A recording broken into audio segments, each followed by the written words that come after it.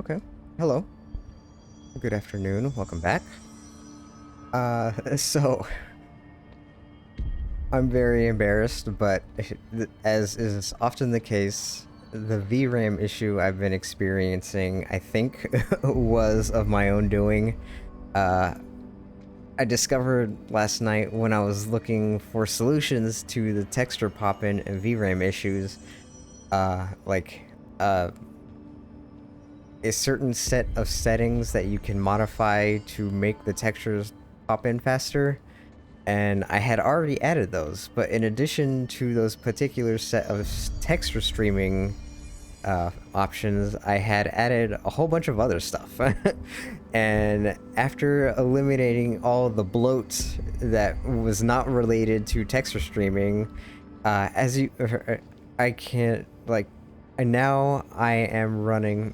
Yesterday, I was running at low texture settings, like the lowest texture settings, and I was hitting 5 GB of VRAM most places, including this area. And now I am running medium, which is not much better, but it does make the posters and stuff more legible. And I'm at about 3.7 gigs of VRAM right now, so a significant reduction.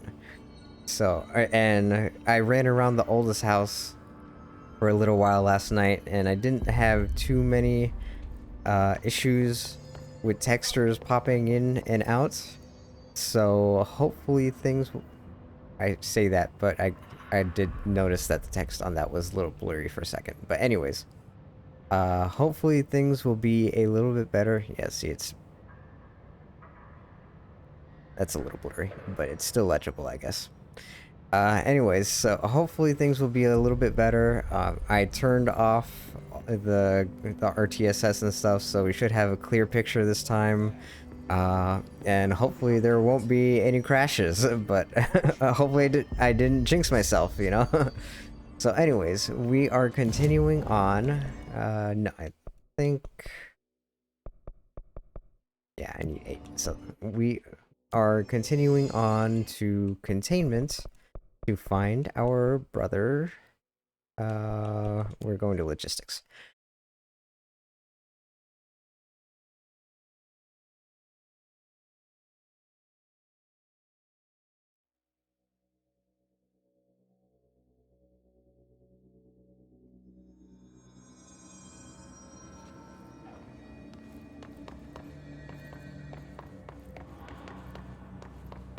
Security, Panopticon. Wall of Honor, in memory of the heroic agents who gave their lives to forces known and unknown for the protection and excuse me, and greater knowledge of all humankind. We honor their sacrifice.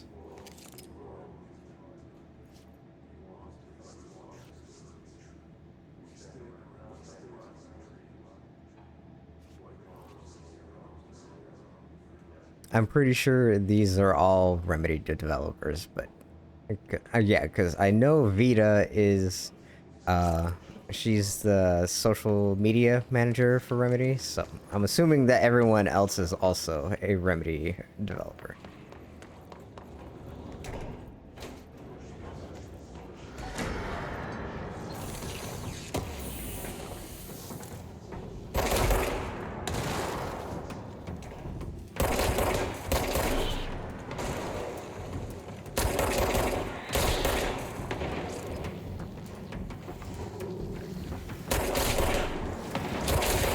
I think it's gonna be a little hard to get me when I'm locked in here, bud.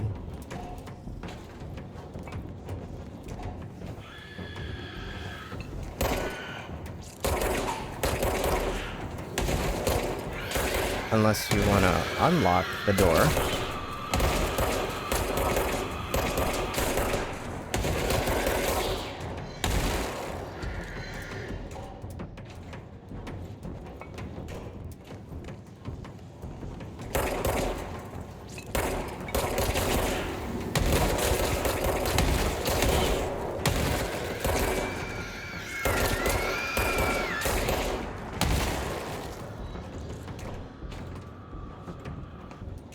I'm not sure it has anything to do with anything, but there was actually a stealth update to this today. A 1.4 megabyte update to something.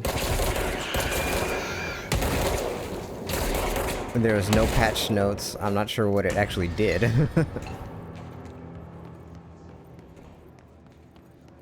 And actually, I think I need to turn down the game audio just a little bit. I can see it hitting red in OBS.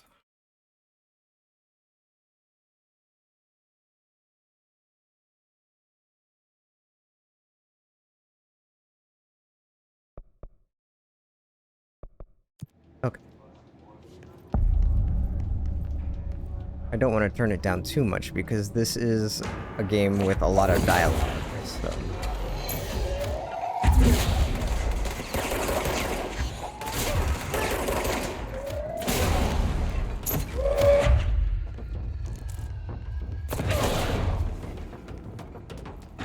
But I would also like you to be able to hear me over the game audio. So.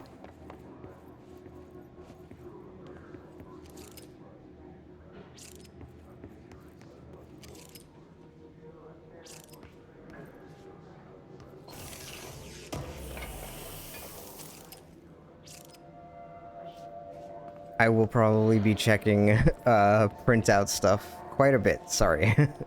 Just to make sure that the textures aren't breaking or anything.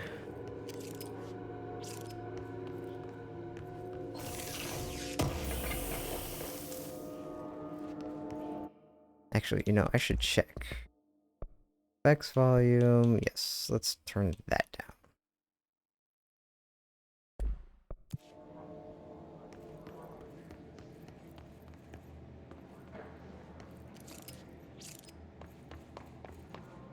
Wait, I don't have, yeah, clearance level 5, okay. That's what I thought, but I should probably check before I move on from this area.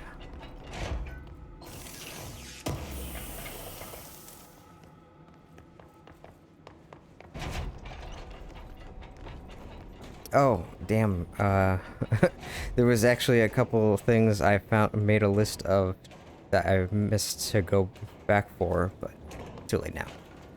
I'll do that next time I'm at Central Executive.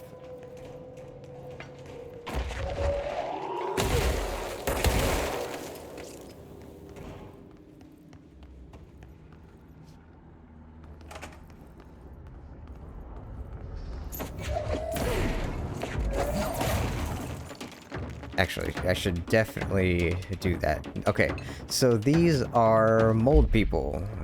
Do I have a thing on that yet? No. We will learn more about this. We need to go... if you remember from the end of yesterday's stream, I was talking to Emily, and she said I need to go talk to... I need to find Dr. Raya Underhill. She's been investigating the mold. She will tell us more about these guys.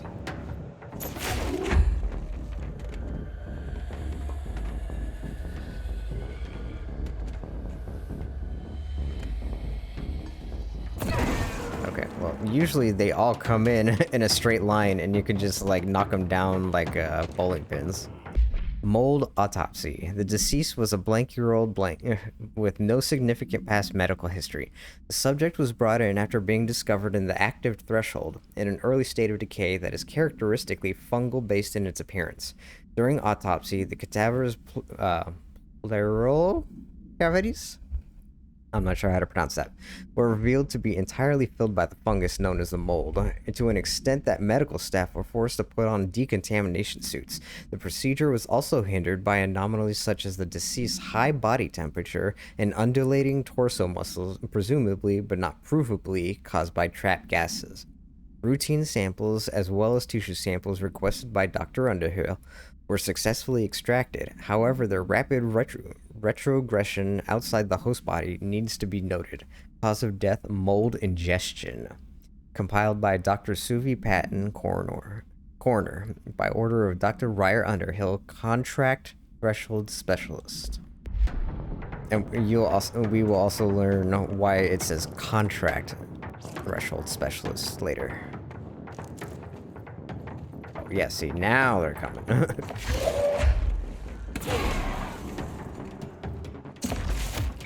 Whoa, what happened there?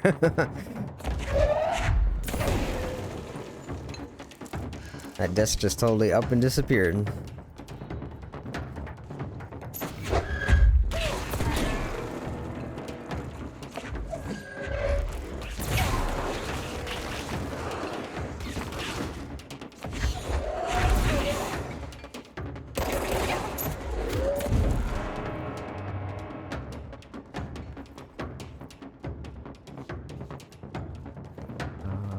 Apparently there's at least one more, otherwise we'd be out of combat. Oh, yeah, okay, so here is another of the wall posters.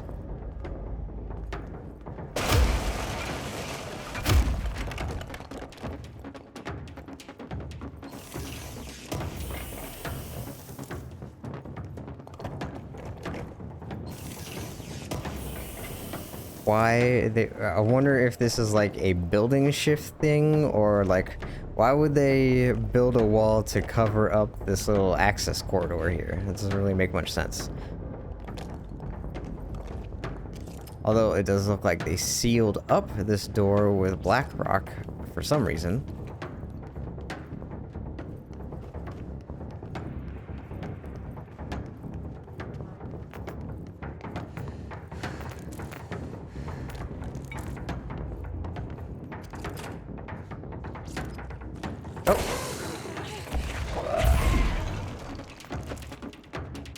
And that's why we were not out of combat.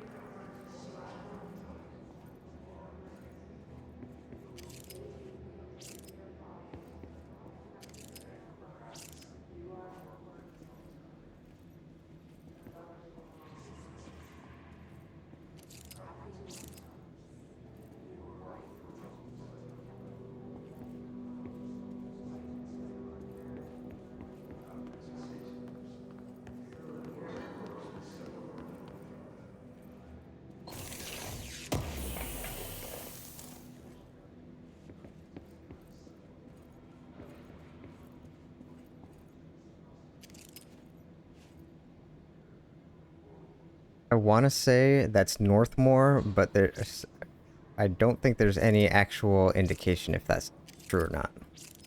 I don't know if there's any actual picture of Northmore or not.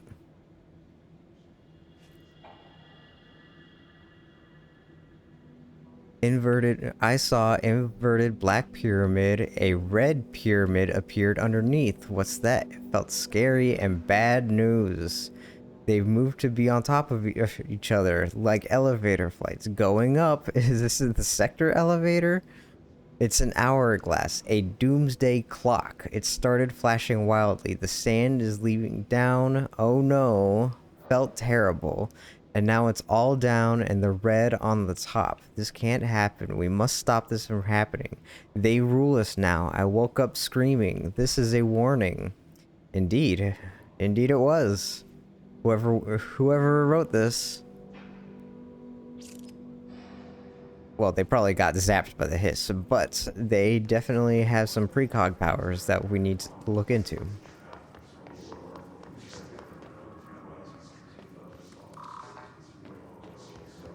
See, this is why I needed Wells' level 9 security card. Globe procedures. No unique procedures required. However, contact should be limited, as some report feeling disoriented after touching it. Item is handmade, set in dark wood. The item itself is lacquered, hand-painted, spins freely on all axes. While the continents and oceans are recognizably those of Earth, careful examination has revealed numerous blank and other geographic additions that do not exist on our planet. One of these islands has a city marked on it named Tan Raylo. There are no signatures left by its maker. Physical contact renders subjects dizzy and disoriented, with some reporting a feeling of unfamiliarity with their surroundings. This effect seems to grow worse with prolonged contact, culminating in a sense of listlessness and depression. Suicide has been observed in blank handlers. Oh, damn. Uh,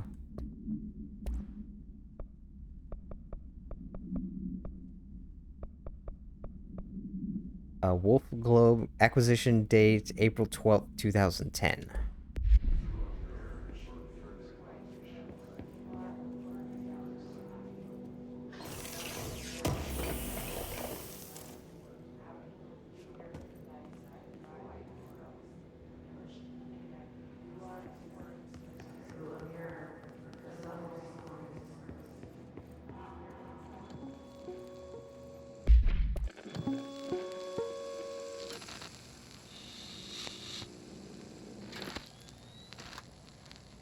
August 4th, 1964. We discovered the oldest house while investigating a suspected altered world event case in the New York City subway tunnels. The agents found their way up into the building.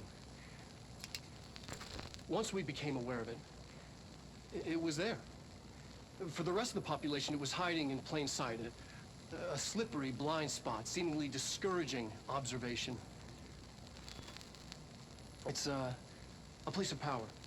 An ongoing AWE of its own, seemingly adhering to its physical outer constraints and yet constantly breaking the known boundaries of reality. It's unstable, shifting. Note, for more details on control points and the research and process to stabilize and secure the core sectors, refer to a separate presentation. After extensive research and investigation, the Bureau made the building its headquarters on November 13th, 1968.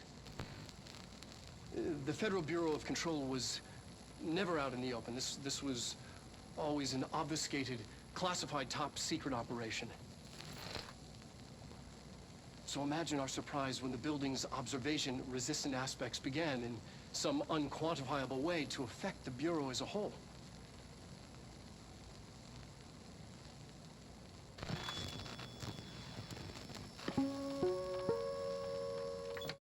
That is interesting.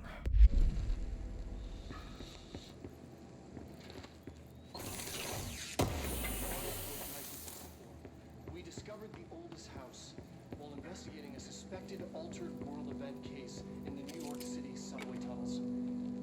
The agents found their way up into the building. Oh, you know, damn, that actually reminds me. Can't see it on here. I ran into a map or a picture that said that the last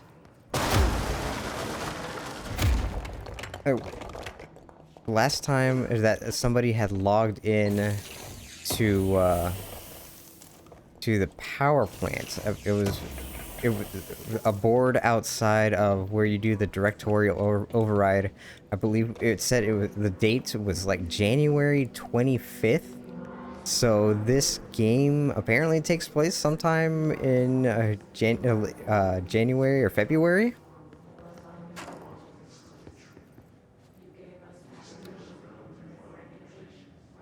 P6 is what the Bureau calls Dylan.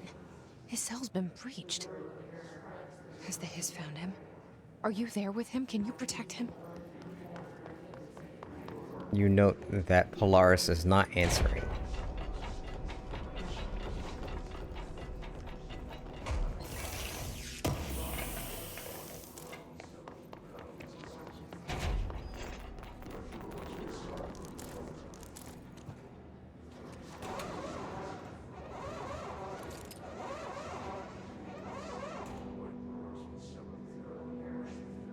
Damn, they even got the shoe checks here too. The motherfucking TSA.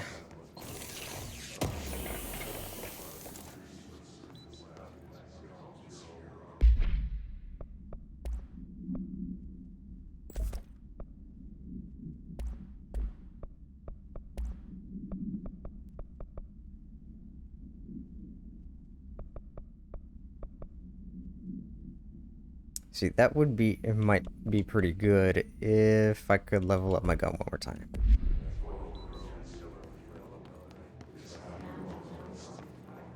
And for some reason, I remember there being a note in here, but I guess not.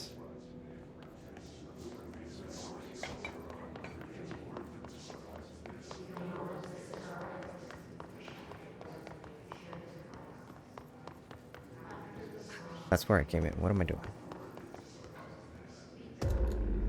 Oh, fuck. Spooky.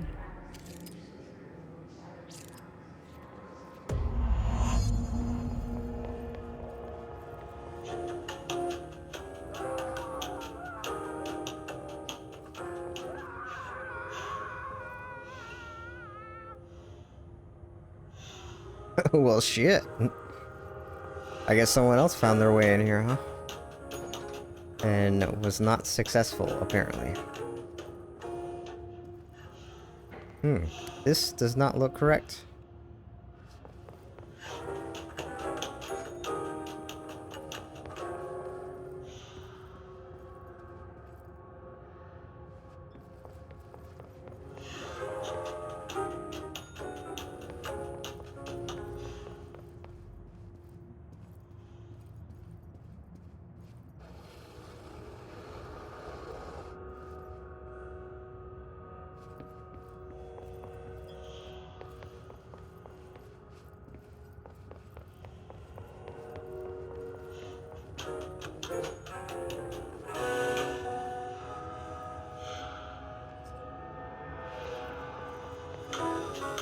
Kind of makes me wonder how those initial rangers who got trapped in here had to take several days to get out, considering how easy these are.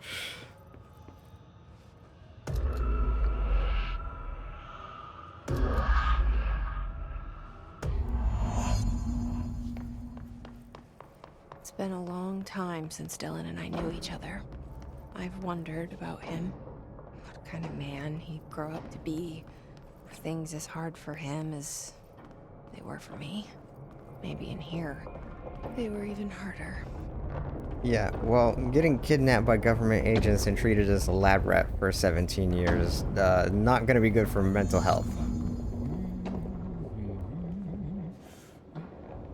Oh, hello. Is there something I can help you with? I'm Jessie, the new director. I need to get inside. New director? Right, well, okay. Hello, I'm Frederick Langston, the Panopticon supervisor. It's not the best time for a tour. We have hiss everywhere, numerous cell breaches. How does he know they're called the system hiss? forward, but you're the director, so here we go. Founded by Zachariah Trench, the Panopticon is our state-of-the-art repository for all altered items. don't have time for objects this. of Power and I was told Dylan Faden was kept here. Can you help me find him? Faden. Sure. Darling wanted him somewhere secure and isolated away from people. He's in the maximum security. Hello, cells on the Dwarf. level. 1234. But Thank you there's for the follow. currently a pressing matter, ma'am. We've got an object of power loose in there. It's wrecking the place. The Benikoff TV. It's a real doozy. Salvador took a team in to handle it, but no one's heard from them for hours. This is a Category 5 OOP we're talking about, and if we don't contain it soon, it will tear the Panopticon apart. And we don't want all those altered items getting loose, ma'am. No, trust me. Dylan's in there. Open the door, Langston. I'll handle it. If you say so. I usually tell first-timers not to touch anything, so, just do that. Here, I'll get the door for you. And please, ma'am, call me Fred. Thanks, Langston. She will not be doing that. So many cell breaches. I guess life's a breach, huh? I'm funny.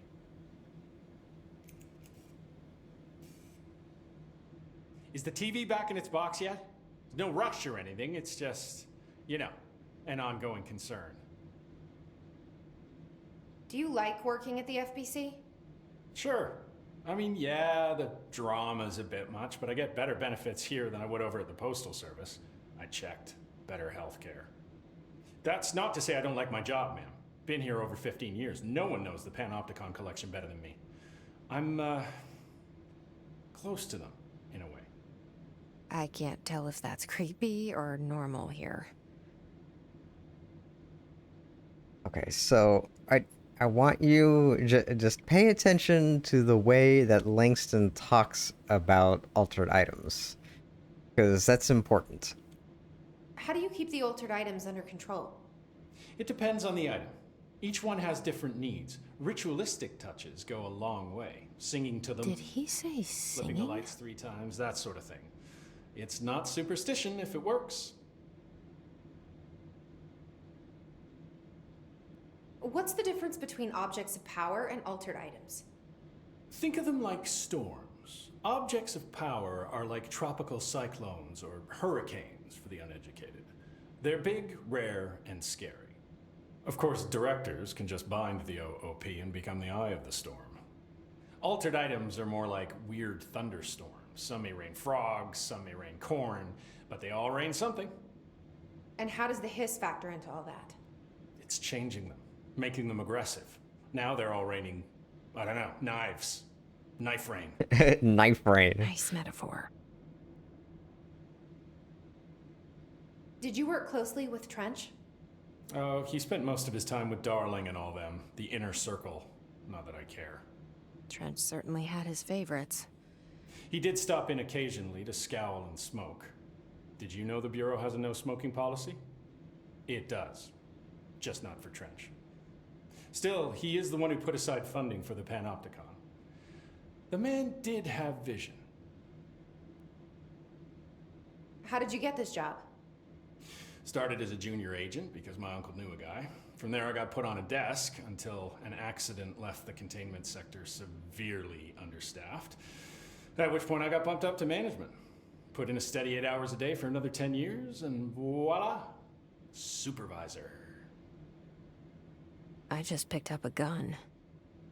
Or a gun picked me.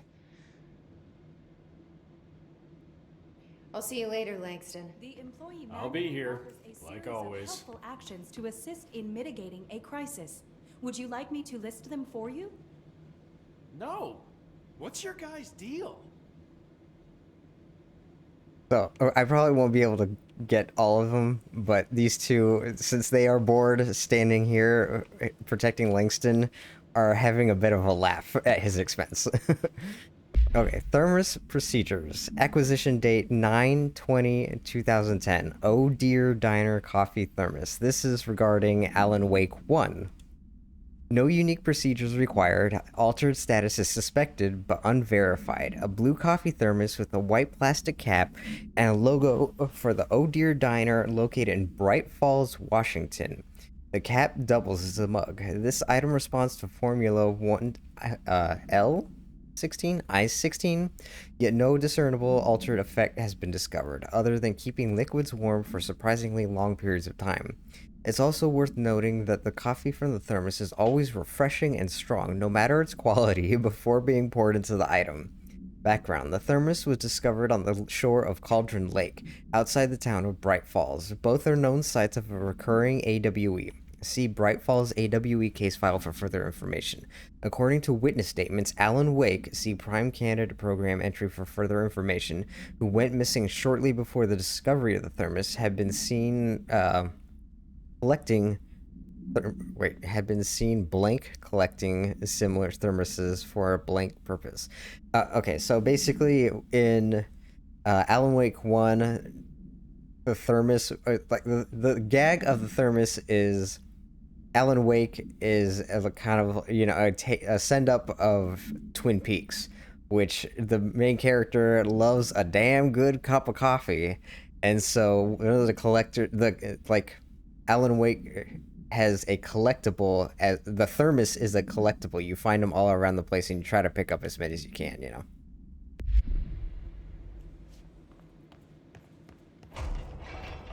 Hey, listen to this. Containment failure in Panopticon cell 69. Nice. Get it? 69. I do not see what is humorous about an escaped paranatural entity originating from cell 69, sir. But you just said it. Come on, you guys. It's funny. The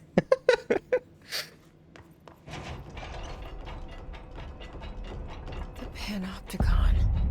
Dylan's close. But that object of power might wreck this place before I find him.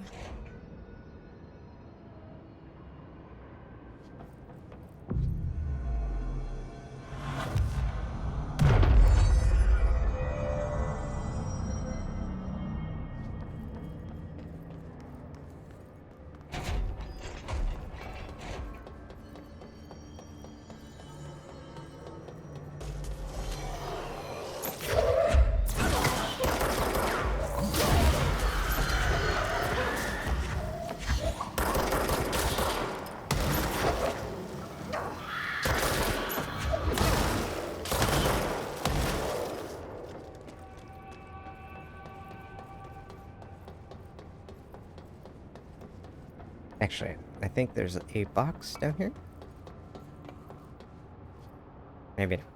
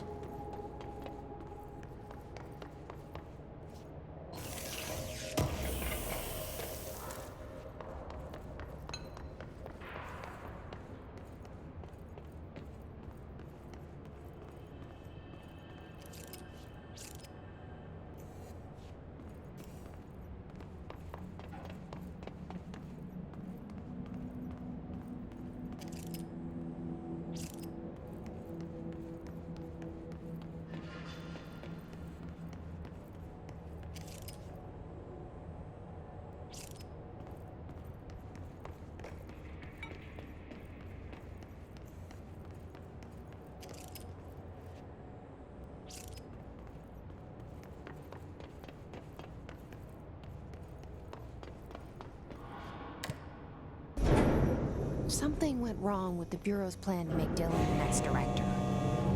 Marshall made it sound like it was all Dylan's fault, but how much of it was what the Bureau did to him? Yeah. I don't think she's telling me everything. I would be inclined to agree that this is definitely, like, especially with, you know, Darling experimenting and having him be a lab rat all the time, and Trench as the boss, like, you just know that they were the problem.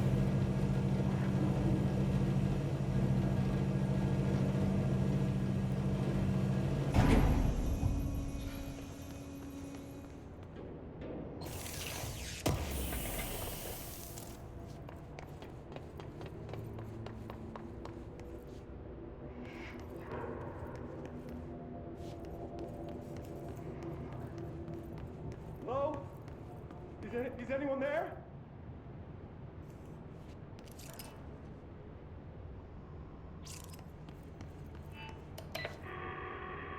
What are you doing in there?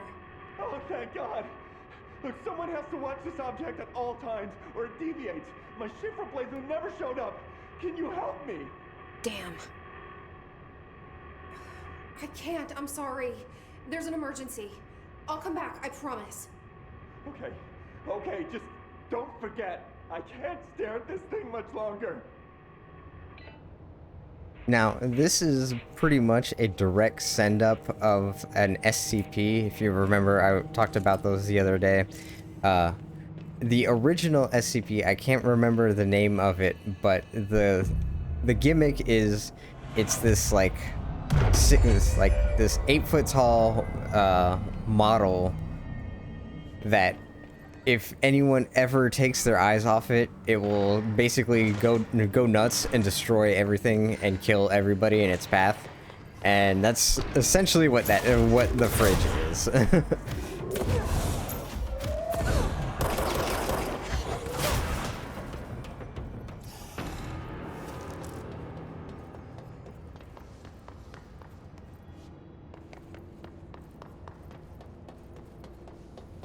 I mean, Remedy would probably have to deny it if they ever got asked about it, but that's pretty much what it is.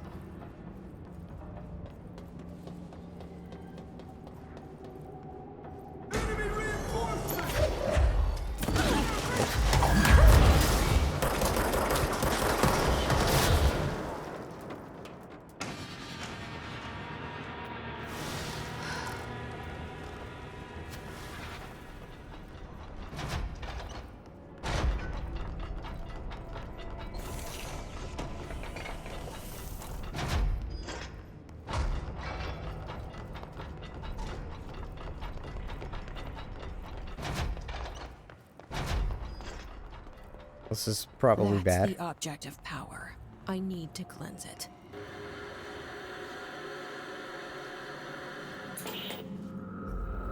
This is so cool.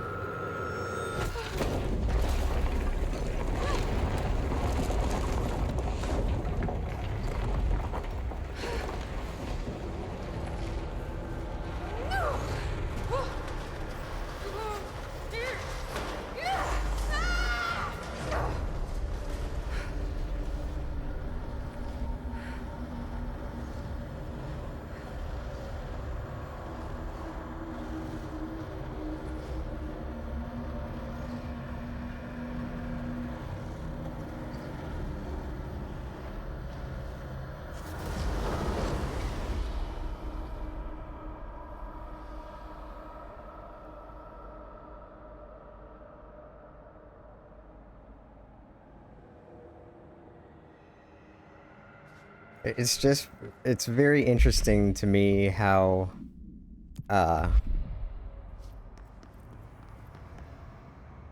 like, Control is doing all this crazy stuff with the environment, you know, how, like, all,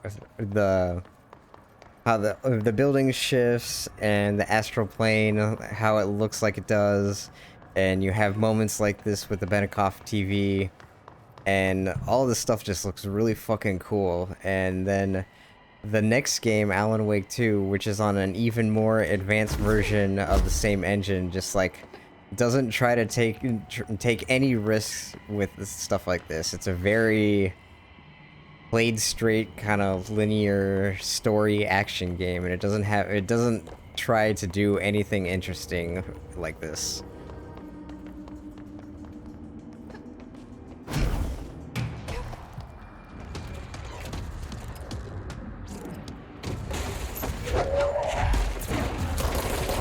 Hey, look who it is, the name on the health bar. It's Salvador.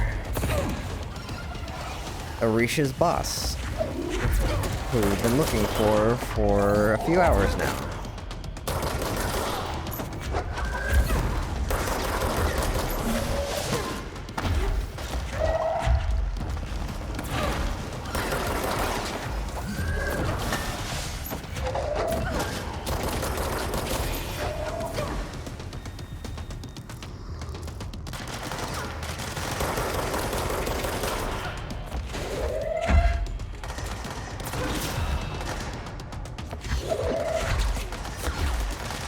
Hello.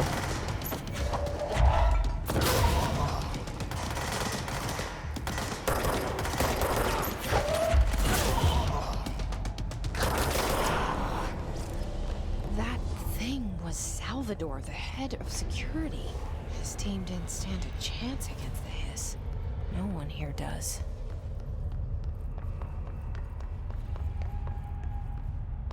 Could have warned their HRAs.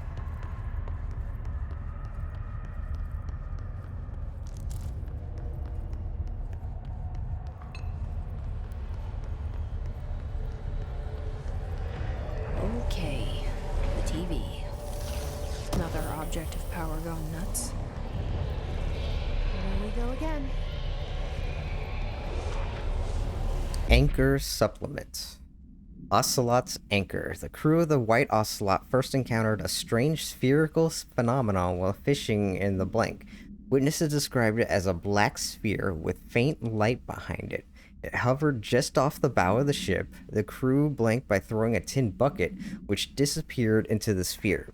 Soon after, the vessel lost structural integrity. The ship's metal rusted and fell apart within minutes. As the ship sank, the sphere lowered into the water. A passing fishing vessel called the Blank rescued the four surviving crew. Agents were dispatched to the White Ocelot's last known coordinates and began diving operations. On the ocean floor, the agents found the sphere. The ship was entirely destroyed except for its anchor. As agents lifted the anchor off the ocean floor, they noticed the sphere behaved in conjunction with the anchor, moving and stopping as one. Contact with the sphere was avoided, but handling the anchor proved harmless. The item was transported by the Blank to the U.S. port of Blank. Upon arriving in New York, it was brought into the Bureau via Blank. I'm assuming the transit system they have inside.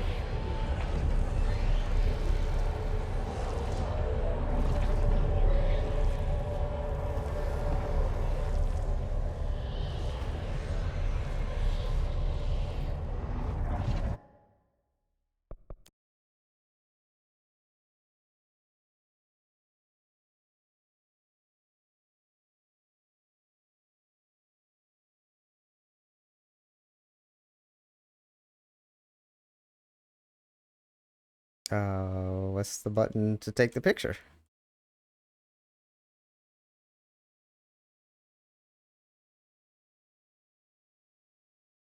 Did it take a picture or not? uh,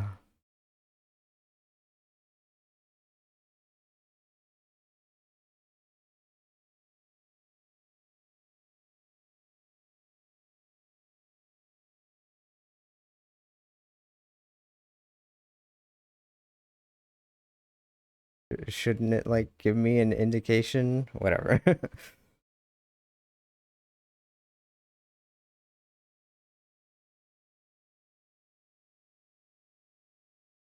Huh. Okay, well.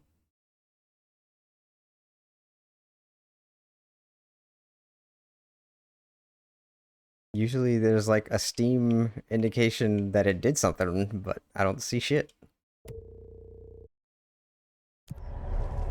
Okay, well, I wanted to use that for the YouTube thumbnail. Let's see what happens, I guess.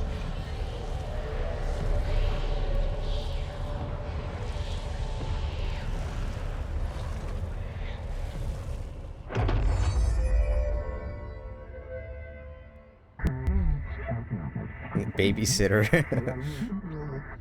Levitate superhero over the obstacle. Yeah.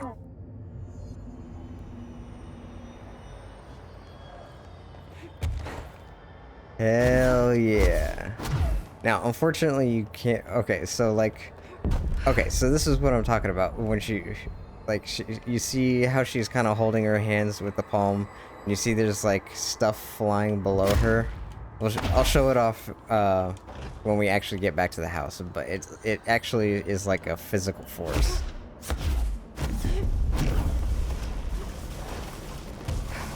Now, in the actual game, you can only hover for a certain amount of time.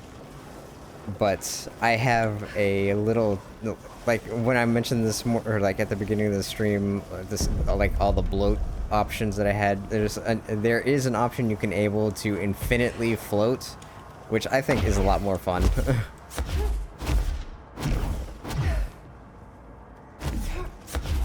So usually you would have to float and like recharge your stuff to get over here, but I think it's a lot more interesting if Jesse can actually fly, and this is about as close as you can get to flying, is infinite hover. Okay, dealt with the TV. Now I can find Dylan.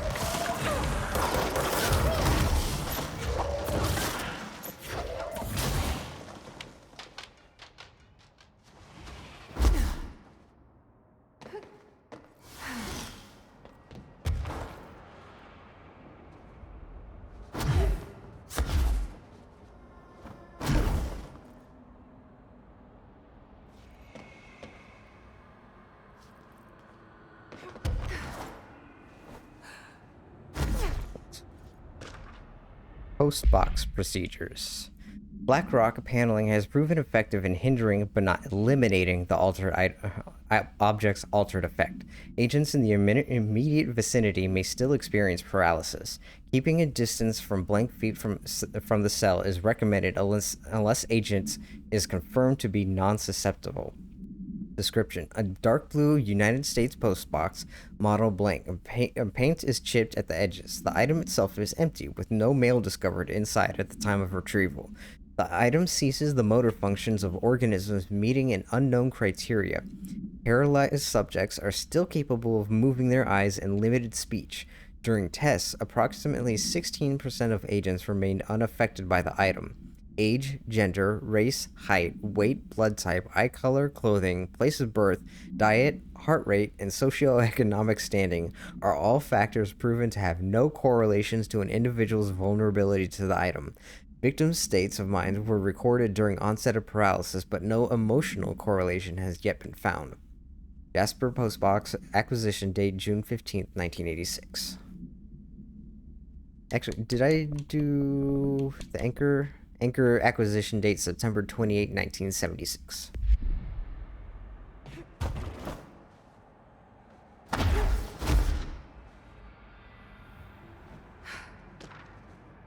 Paper lantern supplement. The lantern was discovered at a street-side ramen shop in Tokyo, Japan, named Blank. The shop gained immense popularity due to this item, the shining beacon hanging in its doorway. A visiting documentarian was similarly enthralled by the crimson luster of the lantern and helped it find international acclaim through a television series highlighting the world's finest restaurants. Audiences' interest in the lantern brought it to the attention of the Bureau, and soon the lantern found its way here, to us. As I write this as I sit beside the very item, its light is so comforting, so familiar. It reminds me of summer nights when I was a boy. The sun setting, the air warm, the chittering song of the evening insects. The lantern knows we all want to feel safe, at home, secure in the knowledge that the world won't change and neither will we. We'll be young and happy forever here in its glow. Appendix. The author of this document was detained shortly after this case file was distributed. Individual handling of the item is now prohibited. Information in this document may be compromised by the author's obvious infatuation with the item. Acquisition date, March 1st, 2008.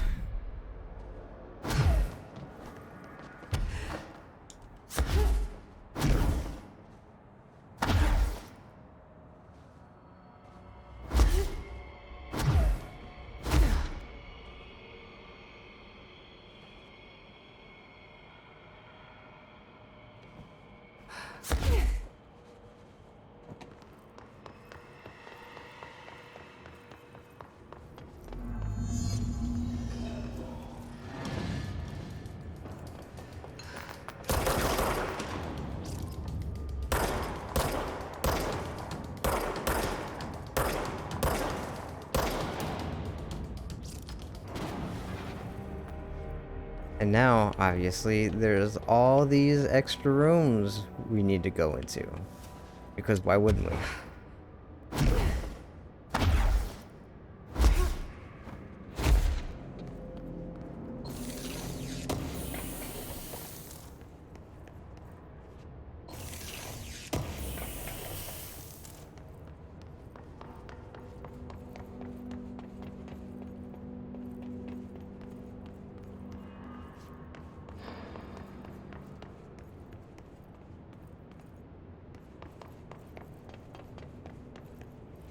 You know, it's probably bad that all these are empty, right? Cram supplements. Interview with Blink conducted with the aid of a French translator on November 17th, 2009 in a retirement home in Blank, France. Where were you on August 2nd, 1979, Mr. Beaulieu? I don't know. Translated from French. So specific a date, laughter, as if I could ever forget. I was called to a fire at the Rue Blank. What did you see? Smoke, white like a new pope, rising up from the windows of a small shop. I sent my men in. I was a fire chief back then. What happened next? We pulled the shop owner out. He was already dead, smoke in his lungs. We found the source afterwards, a baby's walker. Poured water onto it, but that only encouraged the smoke. We pulled the carriage outside. Smoke kept shooting out. A crowd gathered. People said it was a miracle, but I disagreed. It seemed to me like more of an omen. We brought the strange thing back to the fire hall. Some Americans like yourself came later and took it away.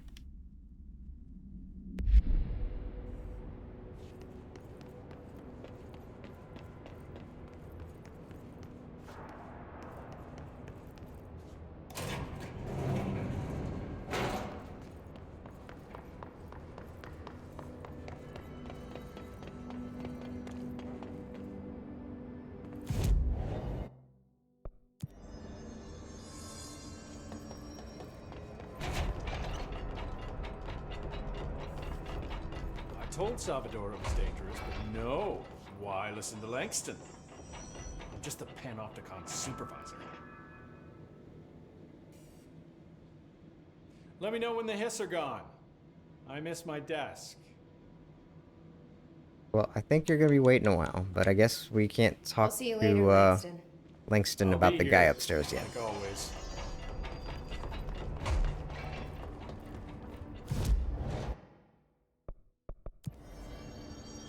I think the loading on that is pretty incredible. Like, it's literally instantaneous. I know it's in the same, like, area, but that's pretty fucking fast.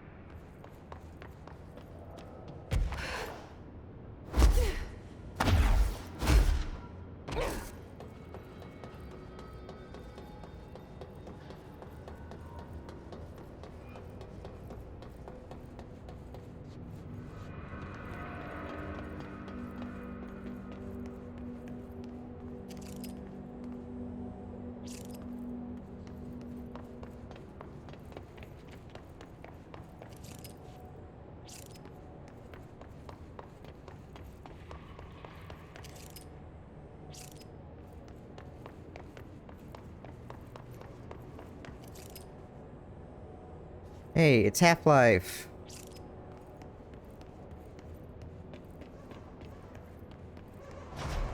Dylan.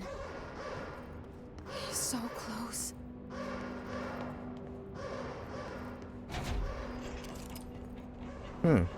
That does not seem correct.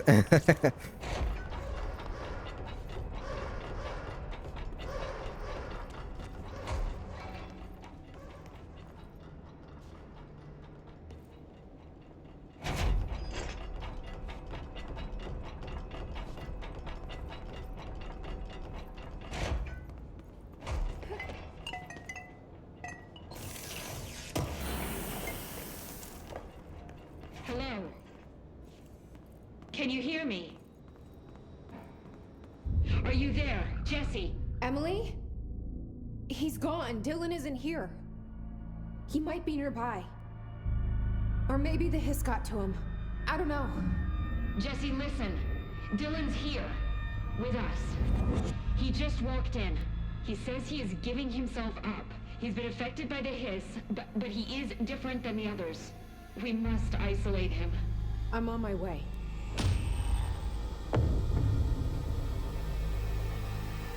We need to get back. I have... Why I have a hotline thing about control points now?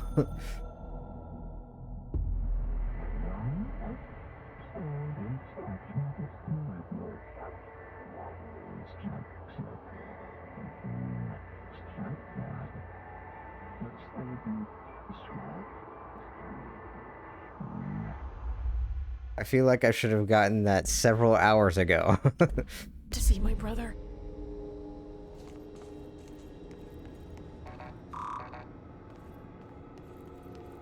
Like, bro, I've been using the fucking control points.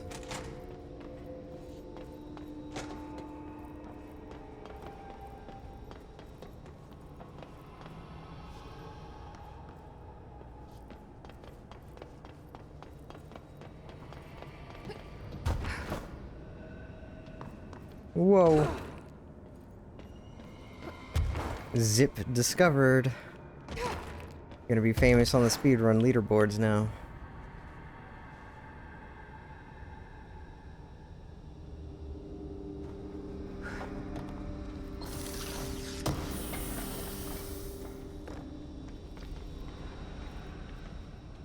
Did I even pick up what was in there? Was there anything in there? I don't know, Jesse. Between you and me, this doesn't look great.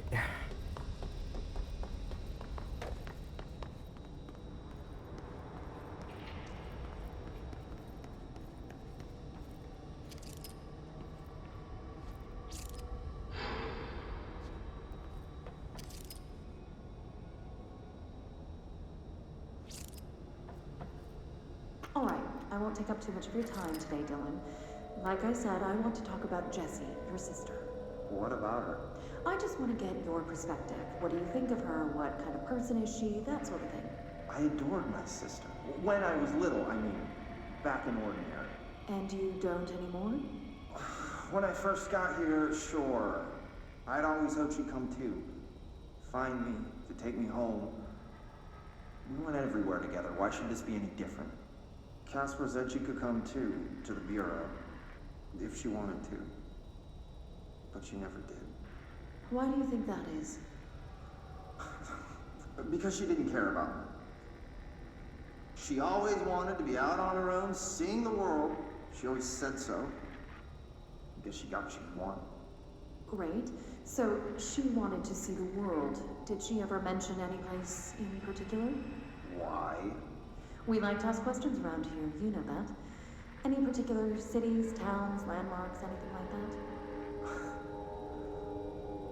I don't remember. What about family friends? Were you close with anyone living outside of Ordinary? I'm done with this. Tell Casper I want pizza for lunch today. Dylan, wait. We're not... End of session. Yeah, not very subtle with the fishing for information to where to kidnap Jesse.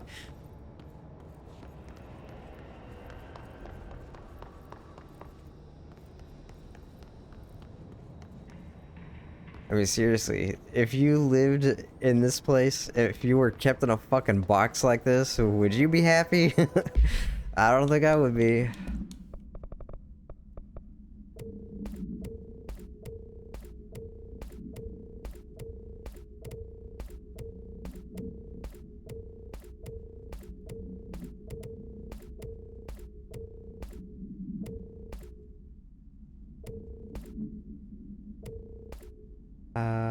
Actually, I should hold on to at least one more.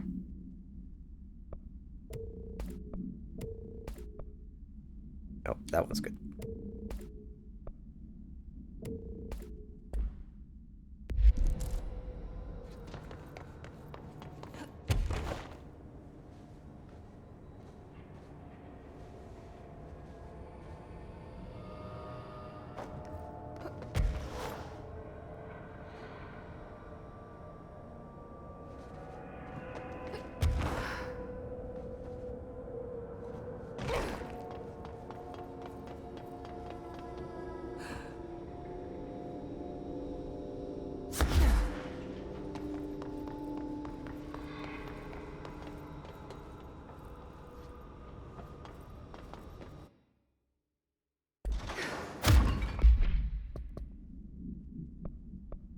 Oh yeah, I need to do that too. Need to go do that Hideo Kojima mission.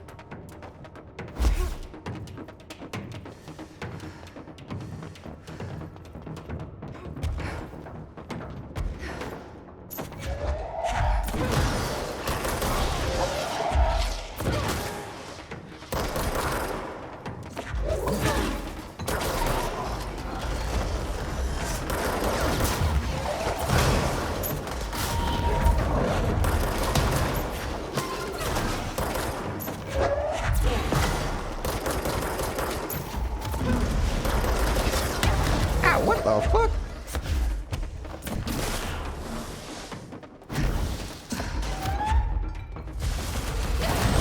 Ouch.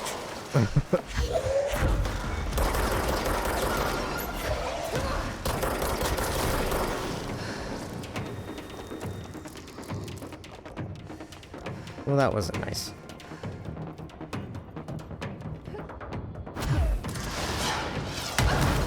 Damn! Where did that one come from? Oh.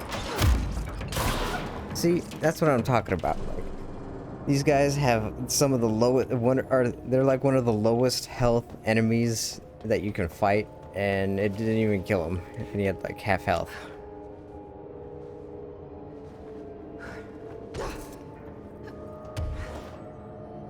I can't remember if I did 4 or 2 or not.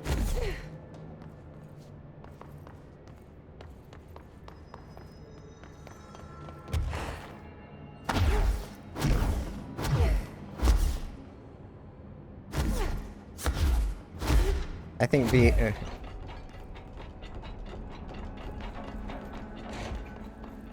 let's see what's in the archives.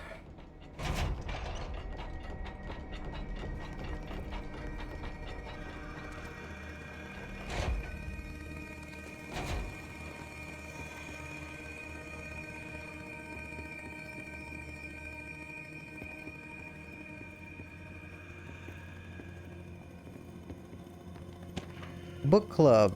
Philip. Unless you hooked me right away. It began with visceral dismemberment scenes and this great unsettling vibe created by the unexplained creature they named the Fix. As an avid horror fan, I loved how the story veered from genre conventions into something a little more, for lack of a better word, weird. Everything felt familiar, but just a little off. The characters even comment on it, saying how their lives felt out of control, as if they were just programmed to perform the very empty actions over and over. Very meta. And I love the way that they left the ending wide open. What happened to the guy ordered to watch those monitors for the rest of his life? Did the Fix get him? Is he dead? Did he end up in the parallel reality with the others? We don't know, and that's okay. All in all, an interesting read. I'll give it a solid 4 out of 5. Points deducted for some of the chunky dialogue and unbelievable choices the characters made. I mean, who the hell would follow orders from their boss in the middle of such horrible slaughterfest? But I guess I shouldn't demand too much realism from a work of fiction.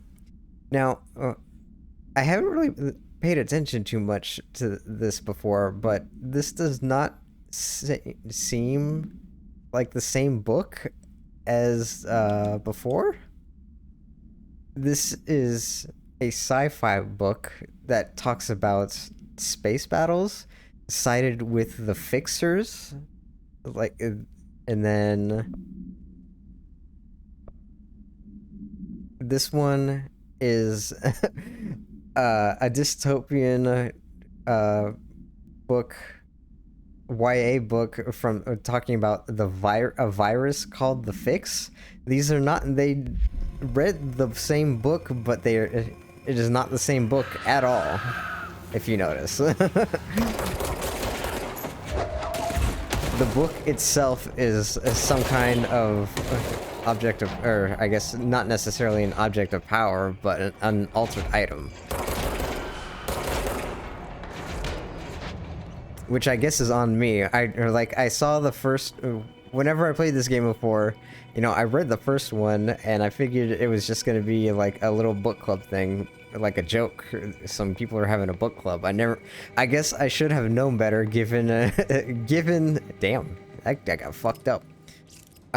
Given what this, what goes on in Control and like everything that the people in the FBC deal with.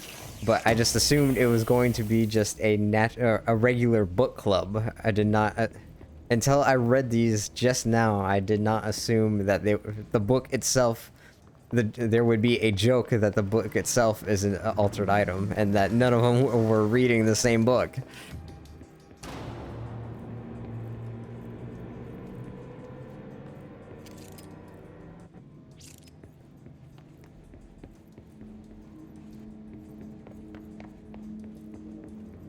Or, okay, hang on. Let's take, let's take a look at that. Okay, so she gives it a 3 out of 5. 4 out of 5.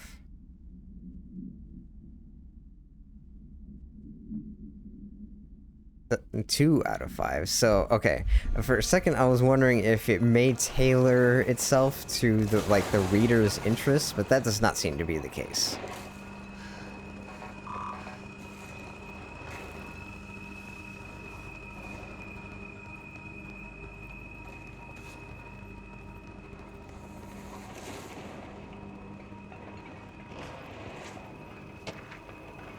Altered item behavior changes. Compiled by Frederick Langston. So recently, there have been some alarming changes in behavior and altered item effect in 2 altered items in the Panopticon. The blank and the blank have become much more aggressive, with entirely new effects manifesting for no discernible reason. The items have been investigated for updated containment procedures to counter these new effects, with one successfully discovered to be contained by constant visual contact. But this development is worrying. What if all the altered items undergo this behavioral change? We need to find out why this is happening. What is changing? Handling these altered items has also resulted in numerous Panopticon staff being blank. I would say they've gone to the astral plane, but these aren't objects of power. Not one of them has come back. This, plus the uptick in astronauts not returning from their dives, has me wondering what the hell is going on. Is anyone looking into this? Or is there any plan? Yeah, that does not seem great on management's part. If they're just letting a whole bunch of people die and disappear like that.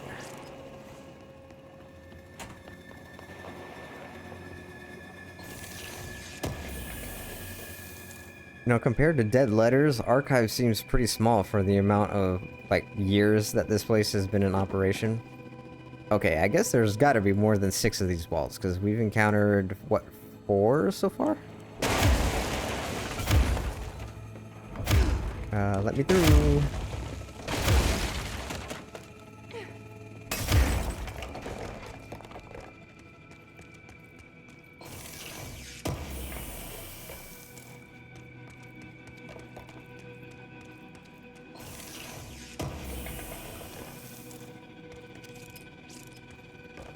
Do people...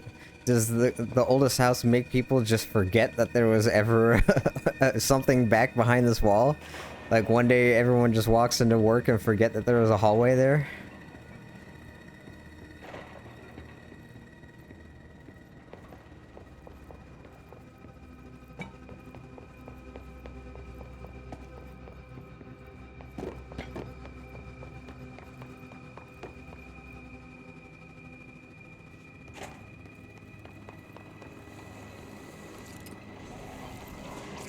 Ah, so this is Langston's office.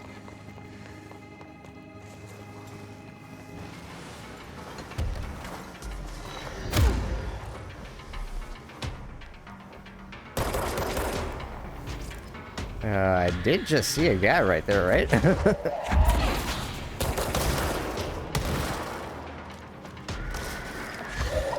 Yep.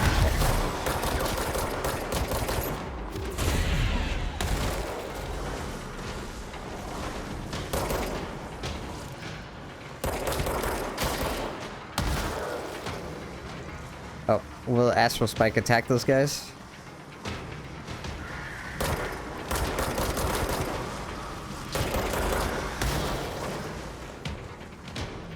I guess it wants me more.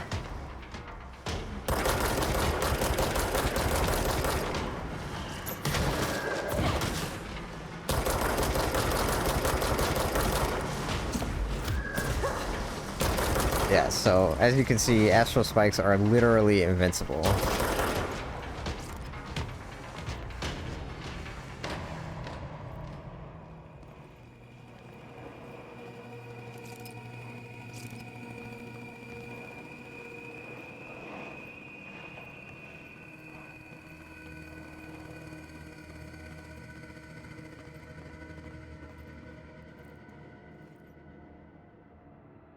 I would like my health to clear up before I try to watch that.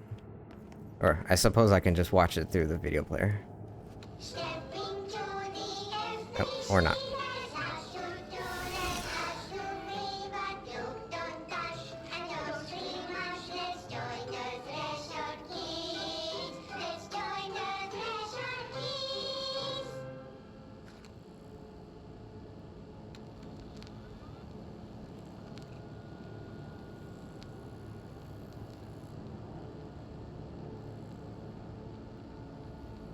TV! Let's watch Junkies in Space! It's not safe!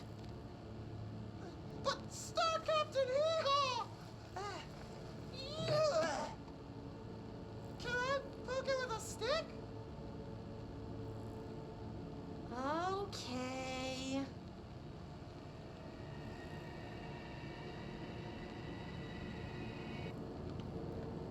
Bureau rule number 74. Always be suspicious of things that weren't there before. What?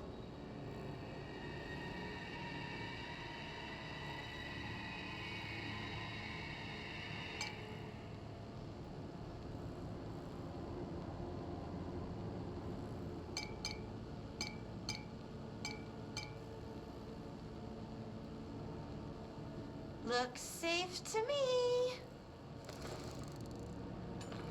Dockers in space! Wait! It's not even plugged in!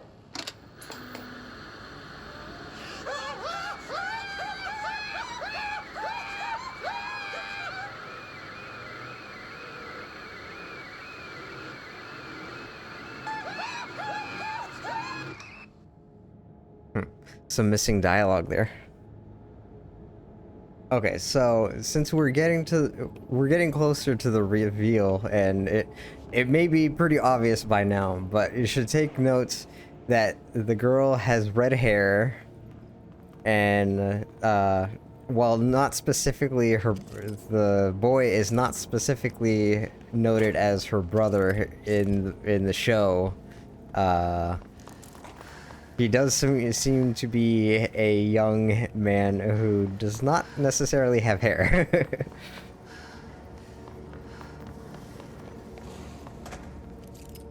Wait, I was just in here, right? Yeah, okay.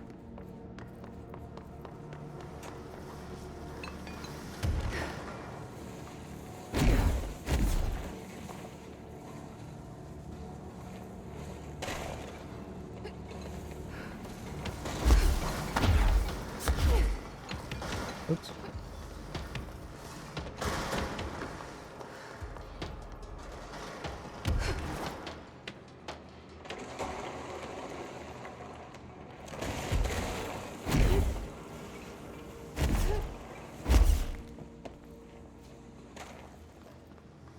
Okay. I guess these are not hidden areas.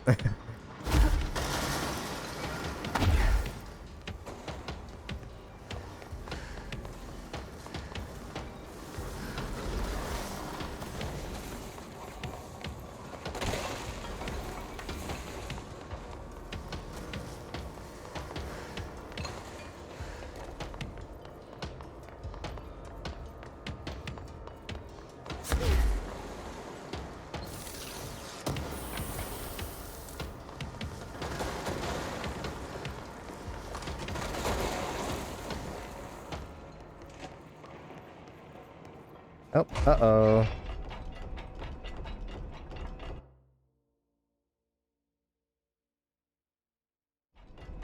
Okay.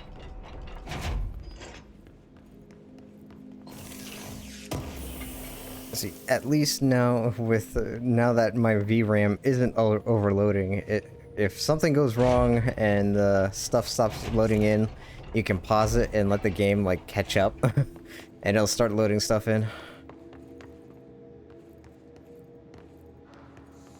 Oh, you know what? I just remembered. I think I know what this room is.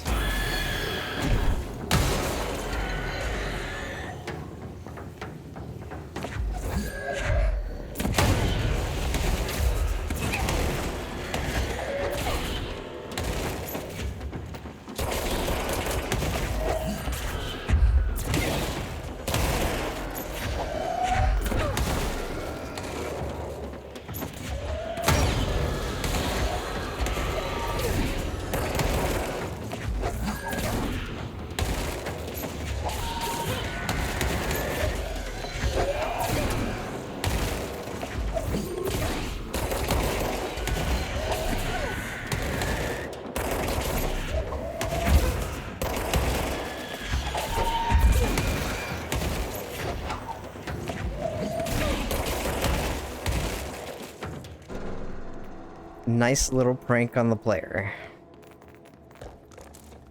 Oh, damn, I already ran through all those?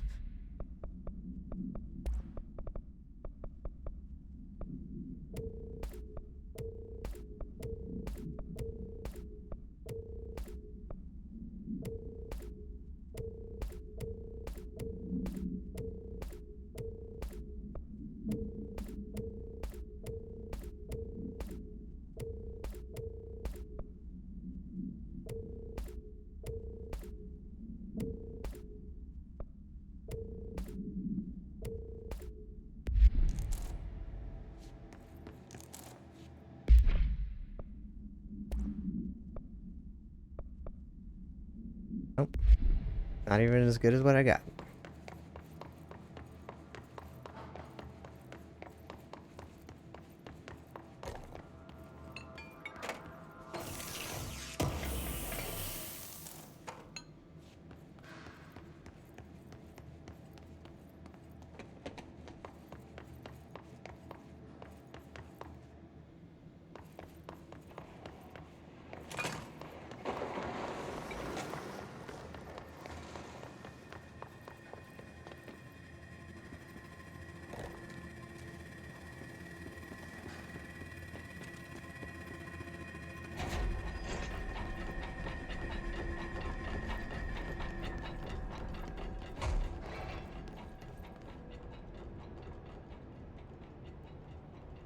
Well, Langston, I don't think you're getting your office back anytime soon.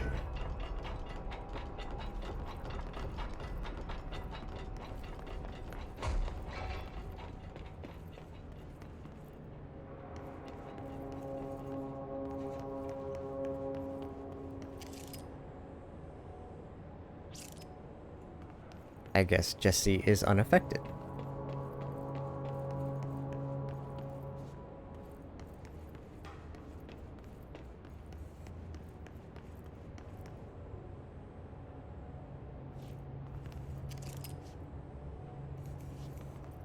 It would be kind of be neat if that thing was billowing smoke. Since the, what do you think is hidden behind here?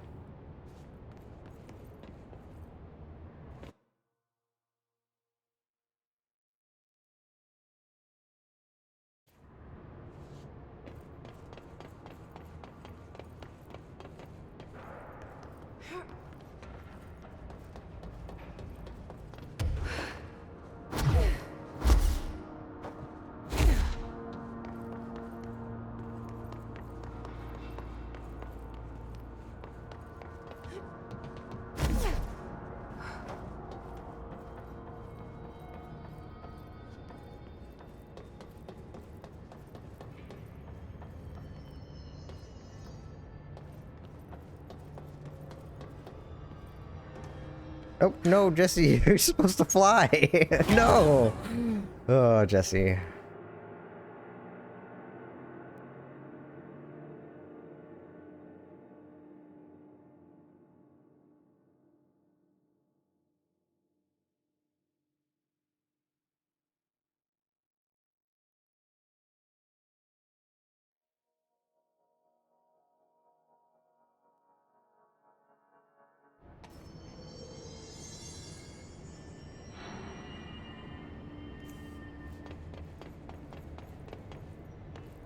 Keep your eyes open, Philip. Hey, what can I do? Oh, you're back. Oh, thank you, thank you. If I look away, I don't know what this thing will do. You have to get me out of here. The door can only be opened by the Panopticon supervisor. That's Langston, if he's still around. Langston. Yeah, I know him. I'll go ask him how to get you out. Please hurry. My eyes, they can't. They can't. Hey, calm down. Just focus. What's your name? Focus. Right. My name's Philip, and I think I can hold on for a bit. It's just my eyes. My eyes hurt so much. Just hang on, Philip.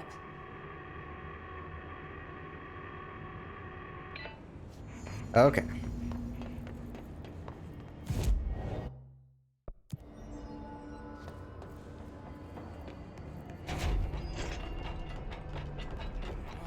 sudden stop hits theaters tonight.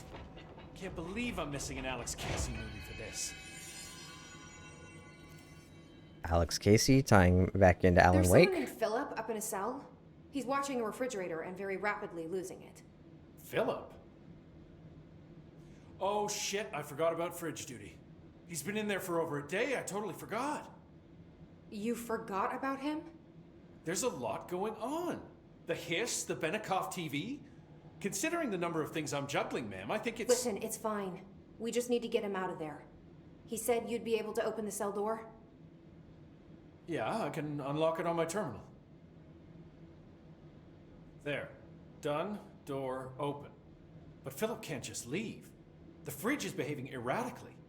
Ocular contact is the only thing that seems to placate it. If we don't have someone in there watching it 24/7, people will die. I'll figure something out. I'm pretty good with these things. Being pretty good with altered items isn't standard bureau procedure, ma'am. He doesn't know us very well. I'll see you later, Langston. I'll be here, like always.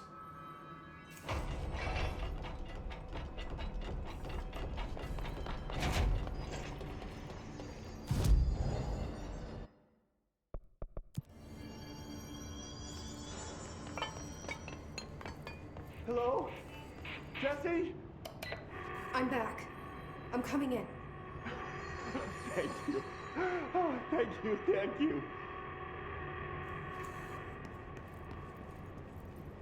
Jesse? The fridge is doing something! Philip? Doesn't sound good. Employee incidents. Employee name Philip Filson. Incident: violent behavior. Incident in question occurred on blank and was brought to HR department's attention by the internal security personnel who intervened.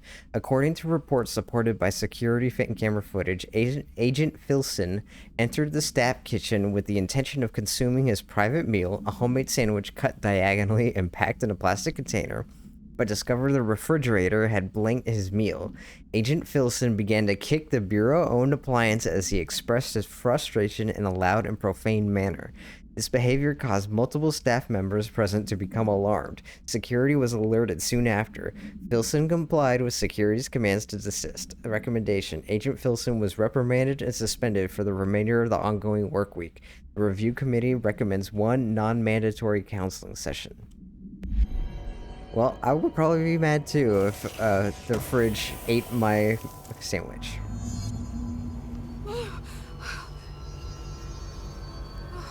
If I look away, it hurts me.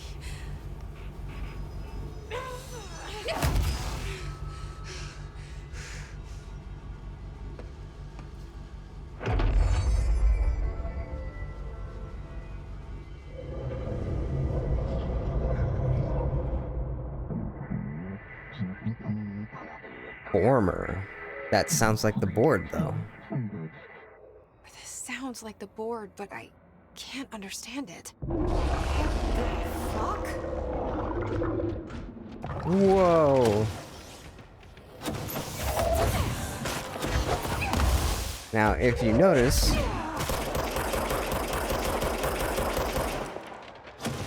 you may remember something like this being seen by one of the astronauts in a video recording in the previous stream.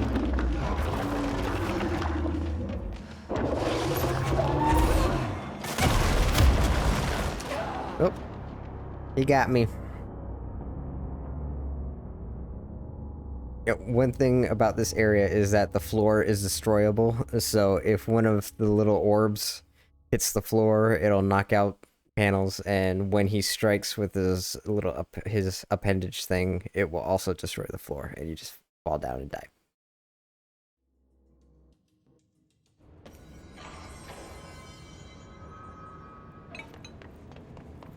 Oh, I guess we have to go through the whole thing again. I'm back.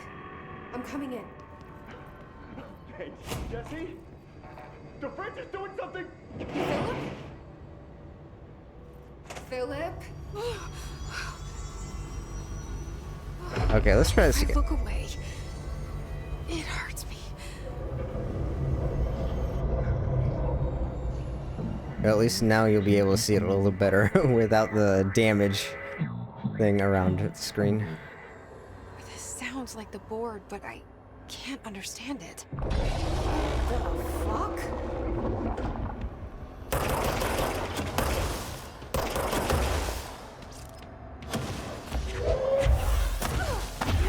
No, Jesse, you're supposed to grab the orb.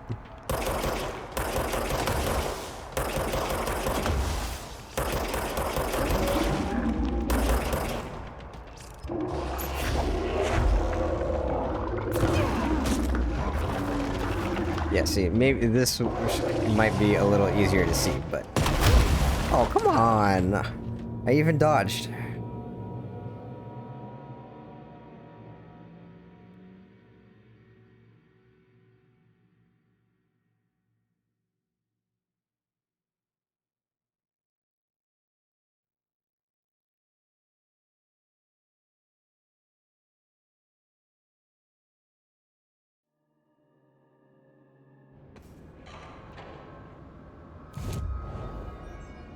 Nope, I don't want to fast travel. No, what am I doing? Hello? Jesse? Push the button. Wait for the thing. The fridge is doing something! Philip?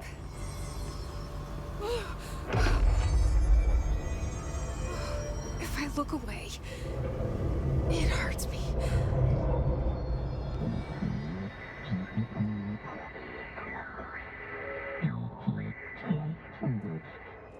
This sounds like the board, but I can't understand it. Fuck?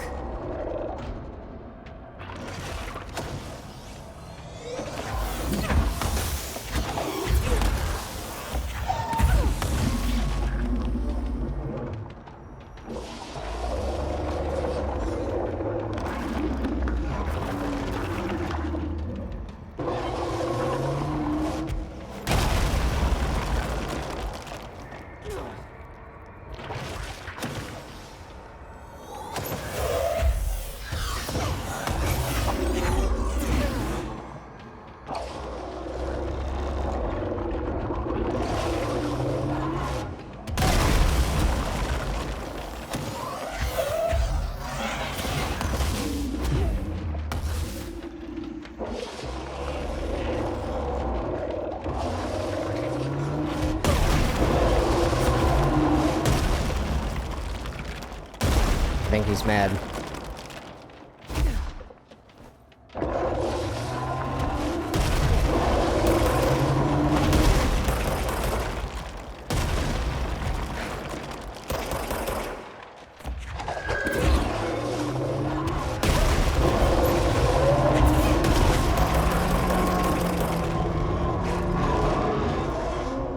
Wait, there's no Black Pyramid here.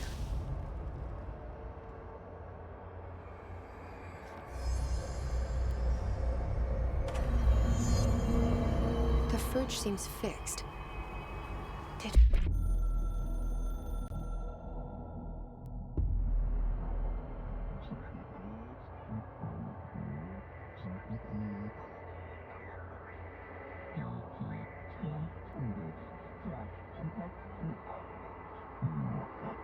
Deny all knowledge.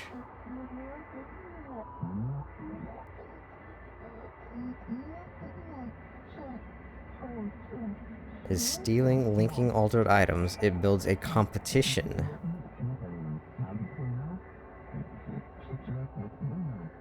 Do not believe, get hyped about the former's lies ads. We provide offer better bonus package health plan. If you leave, you will be sorry, and you will never exist in this torn cosmic reality again.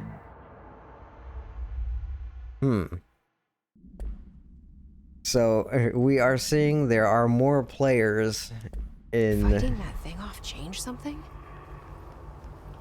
In does it count as a multiverse? Are these universes, or are we counting as like dimensions as separate from universes.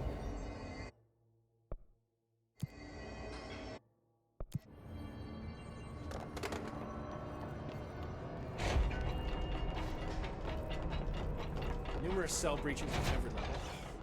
These hiss things are a bad influence on my collection. How'd it go? Where's Philip? Philip's gone. Something happened before I could get him out. Poor Philip. He never did like fridge duty. But if you're here, then who's watching the fridge? The fridge is fine now. I took care of it. You don't just take care of altered items. What did you do? I touched it and wound up in the astral plane. This thing was in there. It was huge, had one big eye. Wasn't friendly. We've been getting reports from the astronauts lately about something fitting that description. The astral plane is usually connected to our world through objects of power, not altered items. If this thing is linking itself to altered items, then it's clearly powerful. This may happen again. Do you think that thing is what got Philip? Must have been. The Panopticon is a dangerous place. The agents all know the risks. But, since you're some sort of altered item whisperer, I've got a list of others for you to corral. The Hiss are causing containment breaches left, right, and center. Here, start with these. I'll see if there are any others missing while you're gone. My life just got a whole lot easier.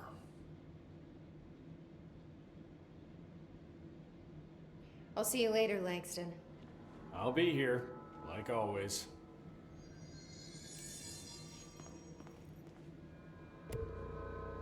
Let's see what he's got on the list. The Japanese paper lantern, traffic light, the hand chair, and moving letters. However, now... Actually, we should go do this first. Can we provide any assistance at this time, sir? Only if you can reboot the cell door protocols without manually accessing them. Sir, we are not capable of completing that task. Please assign us a different task. Why are you talking like that? You know what? Never mind. I'll take care of it.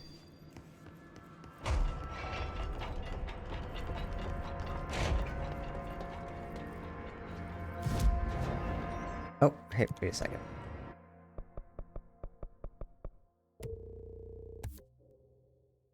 Hold and launch up to 3 objects. Energy now recovers while holding launch objects. And another... Oh, can I upgrade? Yes, now we can get 3rd level grip. Ooh. Okay, so we... Headshot damage 90... Or an extra 20%, 26% damage, all damage. Let's try headshot damage. And then an additional launch. Okay. And we need to go to Central Research.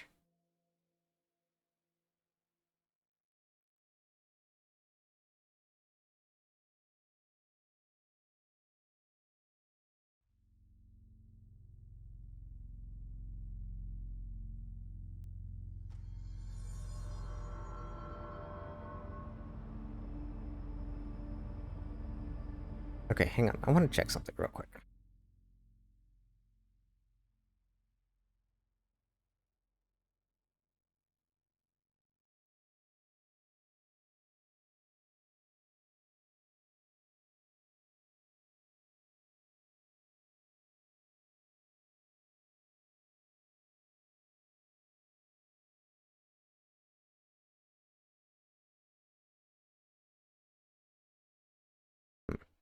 I just now noticed that my reshade is not showing up on, or at least it isn't showing up on OBS preview. I'm not sure if it's showing up on stream, but I have a, I'm not like it. I'm assuming you are not seeing the correct thing when I say this, but the Control as a game has a gray filter, like a post-processing filter over the game screen. I don't know why they chose to do that, but I think it looks pretty bad.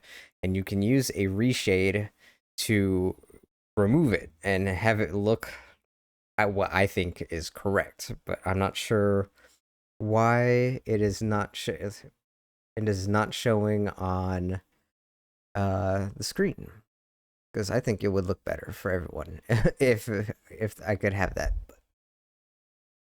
Unfortunately, I have no idea how I would be able to fix that either, so I guess that's just the way it goes. Okay, well, whatever. I guess you are seeing the way they wanted it to look, regardless of whether it looks good or not.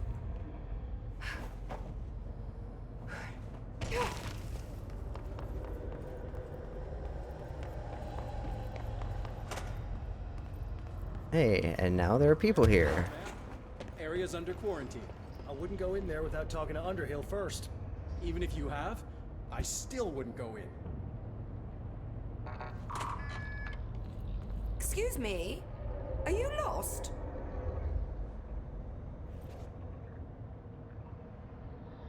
Do you normally barge into people's private workspaces? She clearly doesn't know who she's talking to. Shouldn't you be in a safe room? Why? Because of those hiss things the Rangers keep going on about. Haven't you people sorted that out yet? The situation down here could spell doom for the Bureau. You mean this mold? Correct. Perhaps you could help me. I require samples of various mold strains, and the mold has made the environment far too dangerous for me to fetch them myself. Really? Mold samples?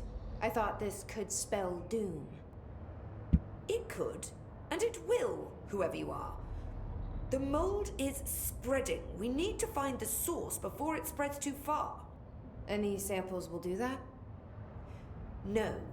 Samples of 5 unique strains, when blended properly, will allow you to travel deeper into the pit, where I've pinpointed the approximate location of the source of the mold. Okay. So what do these samples look like? Similar to the one on my table there. I've made a list of the samples I need. Here. You'll find them throughout the threshold. I'll take a look.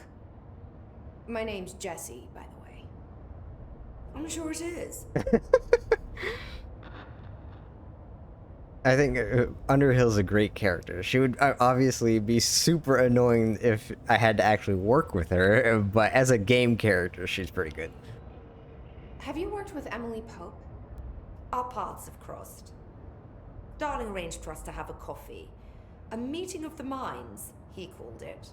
She's talented. I can certainly see her doing well here.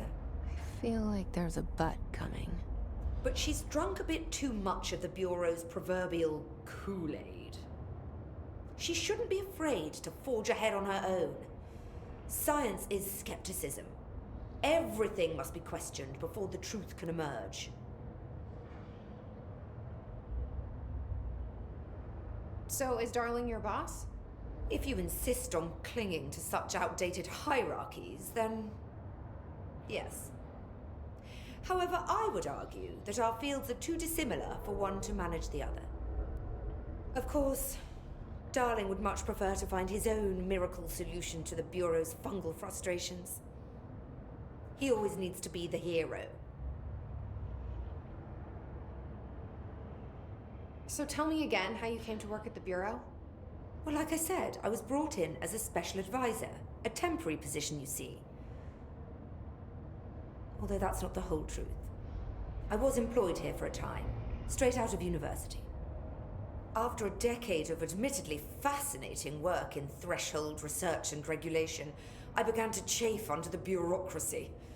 I needed a change. Not that academia was so different. And then the mold happened. About 4 months ago, yes. Since my departure from the Bureau, they hadn't been able to find my equal in threshold analysis. Darling and I had kept in touch over the years, meeting at conferences and the like. He called me, and I booked a flight. I've never been able to say no to a man with a dangerous alien biosphere. I had to leave my post in the middle of term, but so be it. So she's a professor. That explains a lot. Okay, hang on just one sec.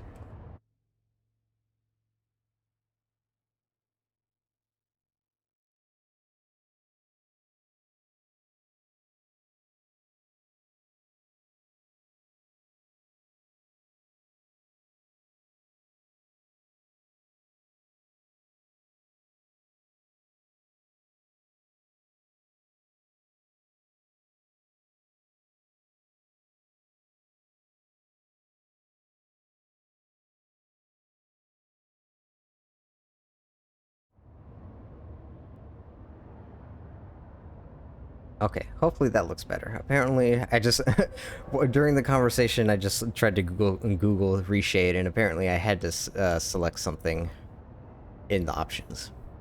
The mold seems to be having some weird effects on things. Indeed.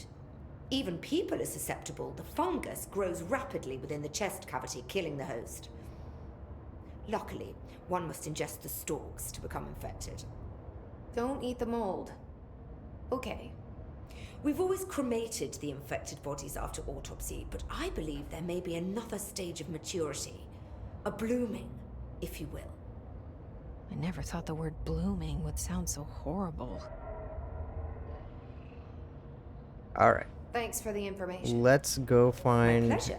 So you want to do this part of the quest at least relatively, or when you can, early on, because doing this, she gives you a pill that allows you, like she mentioned, you can go into the deeper mold infestation areas, and that means you can go into the rooms that we saw previously, like around the oldest house, where you go into them and it basically kills you when you enter them. Mold Threshold, compiled by Raya Underhill.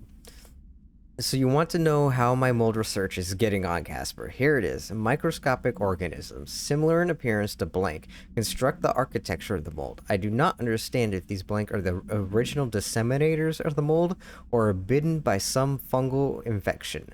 The mold is the most prolific and durable organism I have ever seen. I theorize there is a mold source located somewhere on our side of the threshold, rooted here to accelerate growth in our dimension.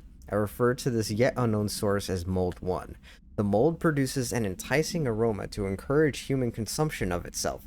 It propagates in the chest cavity and quickly subsumes the entire body, seizing control of motor functions. This behavior was not observed when I first arrived, which means the mold has adapted to our presence, targeting our biological imperatives as a way to spread. It is truly ingenious. It is a truly ingenious little thing. A full report will be ready soon. Keep your slacks on.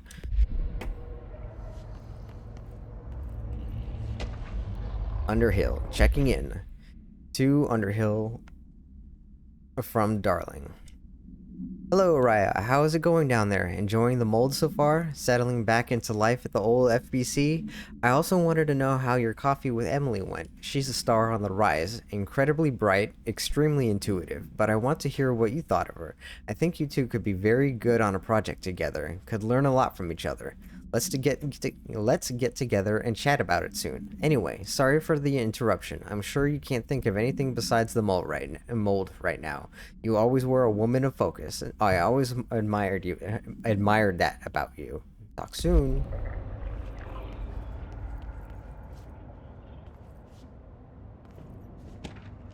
Threshold Utility Counter Essay. Dr. Darling's recently penned essay titled Blank contains some glaring omissions that I feel I must shine a light on. Firstly, the entire premise of the essay is that the quarry threshold is beneficial to the Bureau, while the mold is actively hostile, and to use his words. We cannot determine the worth of these dimensions and their life forms using bureaucratic definitions. Secondly, the mold is much more beneficial than some rock. If the blank creating the mold were reconfigured in their purpose, the structures they could build would rival the greatest skyscrapers. The mold's resistance to various strains of disease we've attempted to introduce could be derived into blank. Yes, admittedly, this application is more difficult than picking up a rock and gluing it to a wall, but I pause to wonder when the Bureau lost its eagerness for a challenge.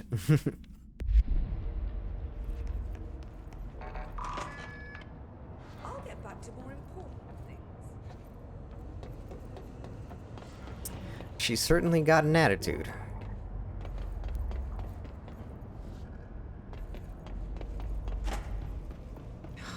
It smells so sweet down here. Suddenly I'm really hungry. I wonder how this mold tastes. No, Jesse, she said not to do that.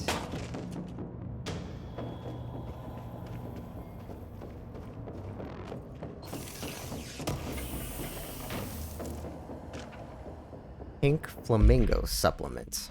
Acquisition date August 12th, 1997. Agents noticed a transient commonly found outside the entrance of the Bureau headquarters would carry the item and loudly claim to be responsible for the lack of inclement weather. The frequency of these claims attracted the personal interest of Dr. Darling. In interviews disguised as casual conversations, the transient reported that the item gives me clouds when it's hot and sun when it's not. An event of note occurred during a heavy downpour when the vagrant was witnessed performing a possible ritual with the item. Dr. Darling reported a wait of blank seconds before the rain stopped. The vagrant was seized the next day. After blank, he was found to possess no blank and was released. The item remains in Bureau custody under suspicion of altered status, though this still has not been proven. All known variations of identification formulas have failed to elicit a response from the item. Yeah, that's pretty rude of Dr. Darling.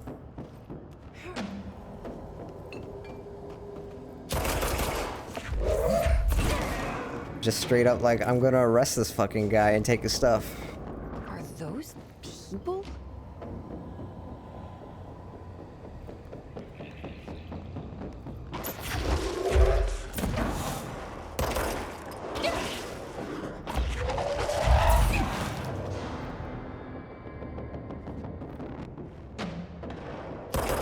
No, I want shoot that.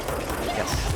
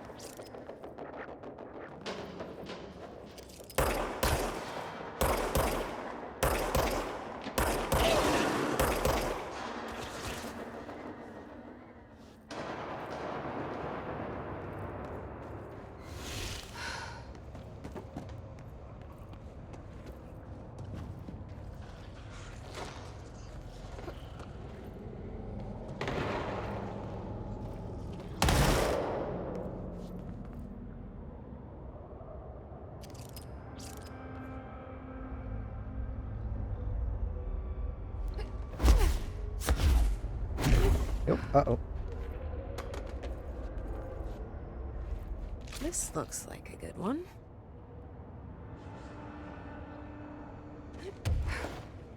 Yes, eventually we are going down into the big glowing hole. Or that's why we need to collect samples, so we can get into the big glowing hole.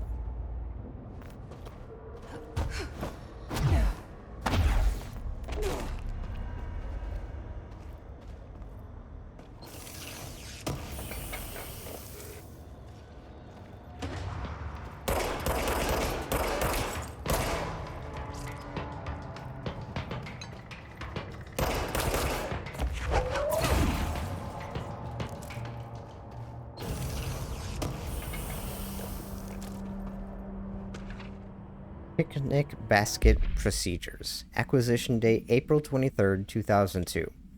Item to be stored in a black rock paneled cell. Keep away from lab animals when not in use.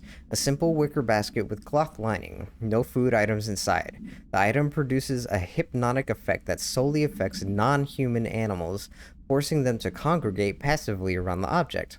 Animals from every genus and species that have thus far been tested are susceptible. Single-cell organisms do not appear to react to the effect.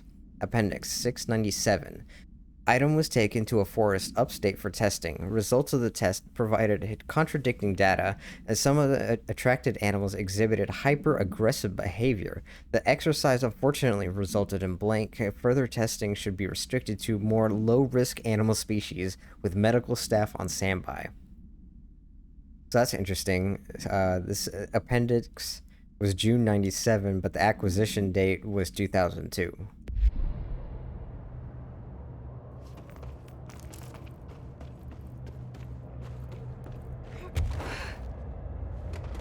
Okay, yes. Oops. Well, I guess it would probably be a good idea to not try to do this right over a bomb.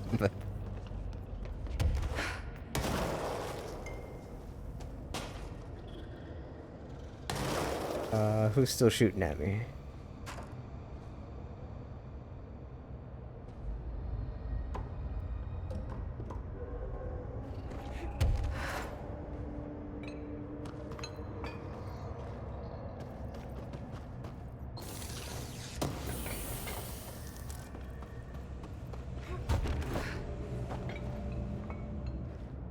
Found one.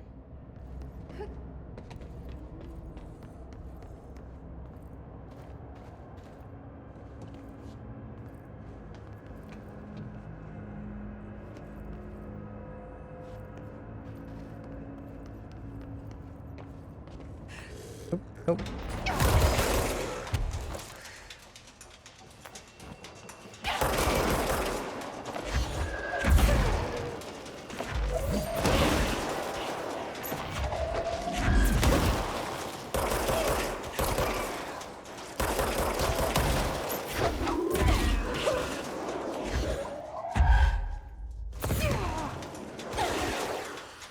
What?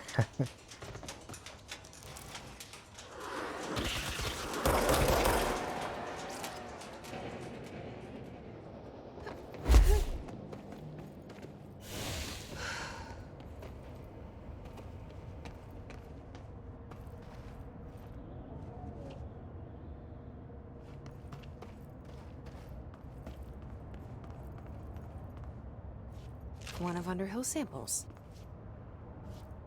Stepping to the FBC, there's lots to do, there's lots to read, but you don't dash and don't scream much. Let's join the Threshold Kids. Let's join the Threshold Kids.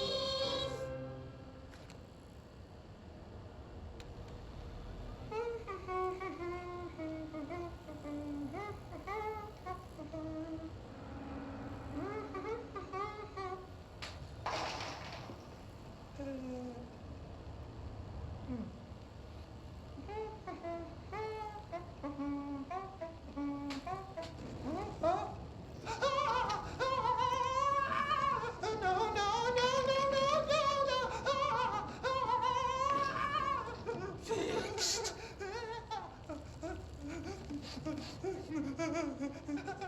Building shifts occur at random and without warning, but with the Bureau's cutting-edge technology, we can stabilize the oldest house. Safe employees are happy employees. Certain rituals allow agents to navigate the oldest house as well, but accidents do happen. Trapping agents inside the walls. I heard you got stuck in your room for 3 days, Topher. Too bad you didn't have your book with you. Or any food. And remember, kids, when you feel the floor deviate, it's already much too late.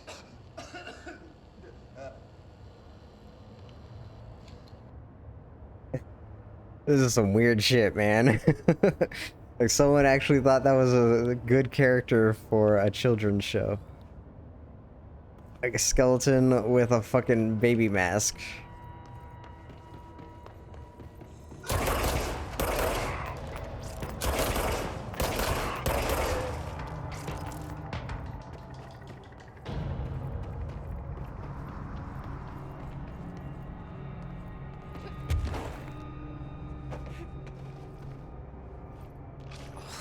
Gross.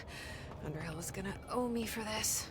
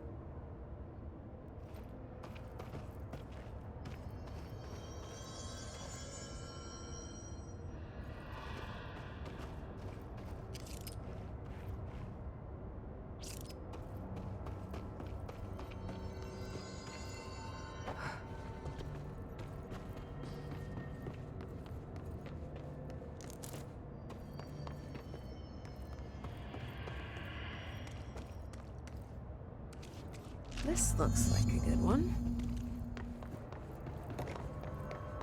That's all 5 samples. I should get these back to Underhill.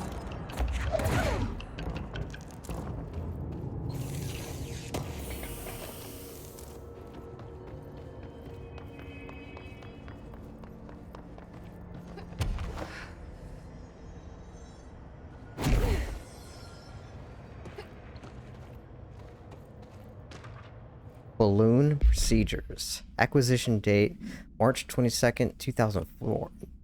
Item must be kept away from animals. The cell must be regularly cleaned of the black substance the item produces. All cleaning tools must be blank along with the black substance itself, fed to the furnace, presumably. Item is a novelty balloon made of silver mylar. On its face is a colorful message to get well, surrounded by balloon heart or cartoon hearts. A ribbon is attached to the balloon. Item has not stopped floating after a considerable amount of time in the bureau, which suggests it does not hover through the use of helium. The item produces a dark-colored sticky substance which drips down its ribbon.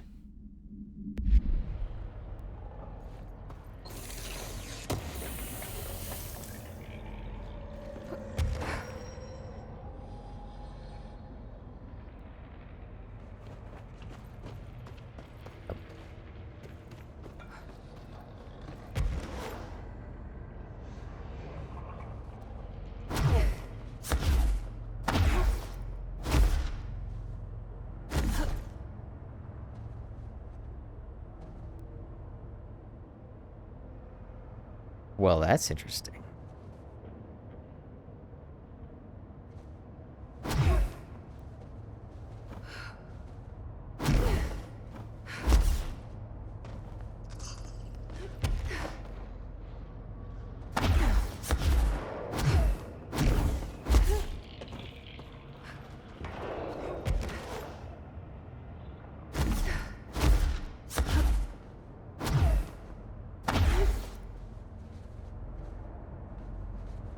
Can't get over there, but that definitely looks like a threshold. Interesting.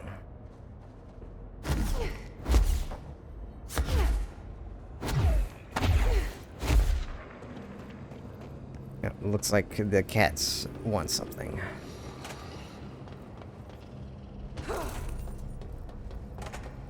You look like a woman with mold for me.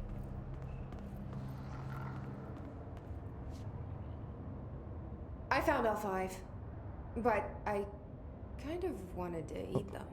Okay. The mold has that effect on some people. Likely due to the fact it's not actually mold, or even of this dimension. I suspect it is the result of 2 incompatible molecular structures, one dominant, coming into contact. I call it mold, or fungus, because it's closer in appearance and behavior than anything else we know. Except perhaps bacteria. She reminds me of my old biology teacher. Did you happen to meet any more members of my ranger detail? I didn't see any rangers. Just walking mold people. Unless... Yes. If you found mold people, you found my rangers. I refer to the creatures as hosts. They, like other unwary agents, succumbed to the appetite. But that's nothing for you to worry about. The pill I'm about to make with these samples will make the lower level perfectly safe to traverse. It has the added benefit of immunizing you against the pit's toxic spores. Feel like I should ask to see her credentials. There. That didn't take too long now, did it? Ingest this pill, then go and find the source of the mold. Only there can we begin to understand how to stop it. Take a mystery pill because a rude lady in a hazmat suit tells you to. Great idea, Jesse. Just another day at the FBC. Ugh. Honestly, did you want me to wrap it in cheese? Not the taste, the smell. It stinks in here now. Good. That means the pill is working. The worse it smells, the safer you'll be. Now go. Find the source. Thanks for the information. My pleasure. Okay, I am going to go and finish out this quest, but I think my cats are getting antsy. Is this really the best use of your time? But I think beating this boss will also be a good place to stop for the day. Especially, it has been a little over 2 hours, so it won't be a super long stream like yesterday, but this will be a nice end. This must be the pit Underhill was talking about. Jesse,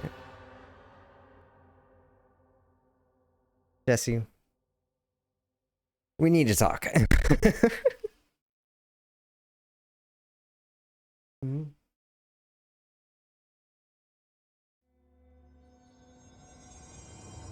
Okay, well, at least this it spawned me right here.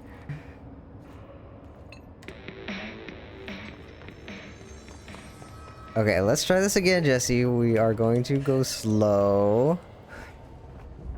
Slow. Yes. There we go. Good. Thank you.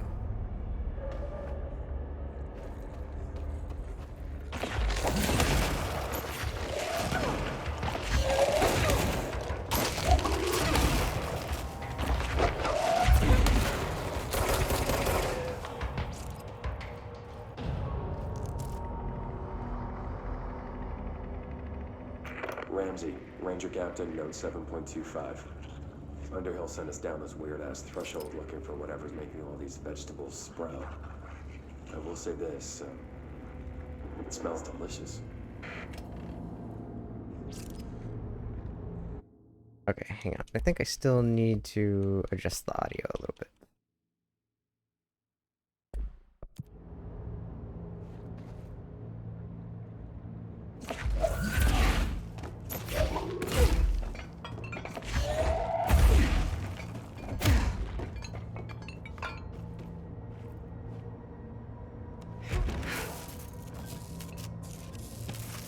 Balloon supplements.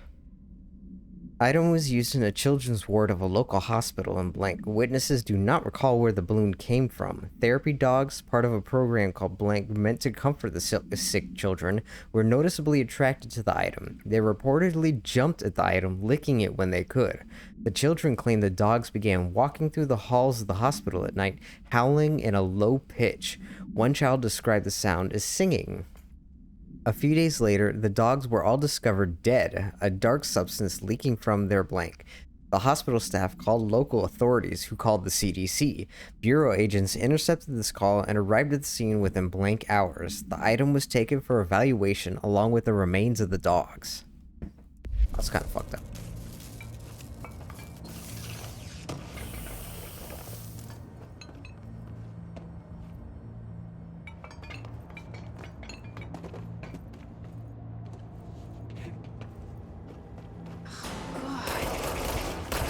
Go, the gross it smells.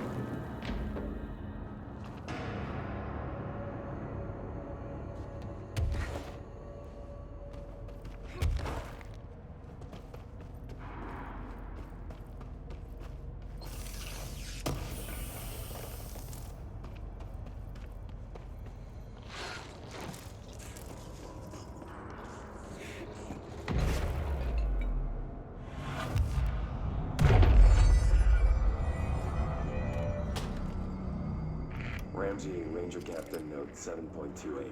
Wait, 6, 7, whatever. Still in the thresh mold? Oh, he's straight up eating the vegetables now, because, well, why not? Mom said, eat your vegetables. Eat too many and your skin will turn green. Green like Ollie's. Hey, Ollie, what'd you find now? So things sound like they're not going great.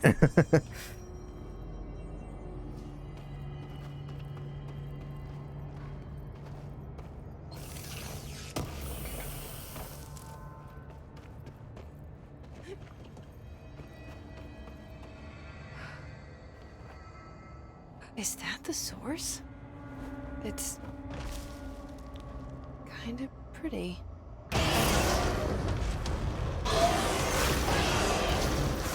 Nope.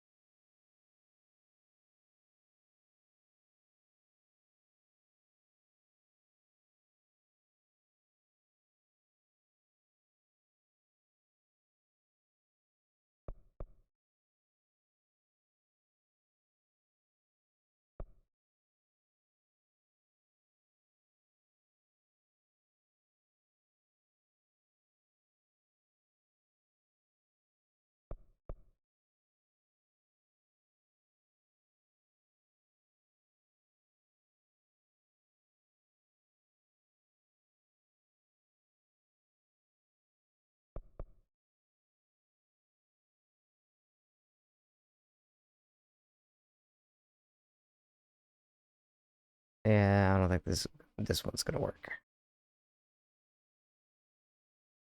She's not really looking at it. She's kind of looking at the floor instead. So I don't think that one's gonna work.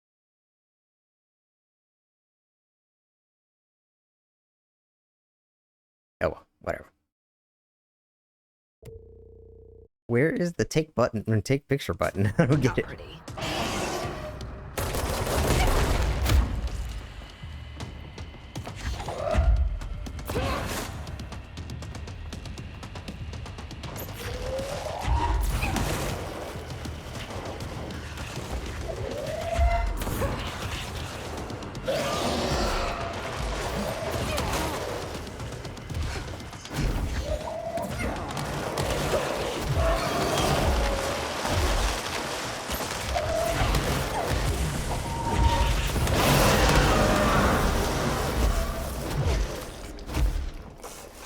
stop being surprised by all the weird shit in this place.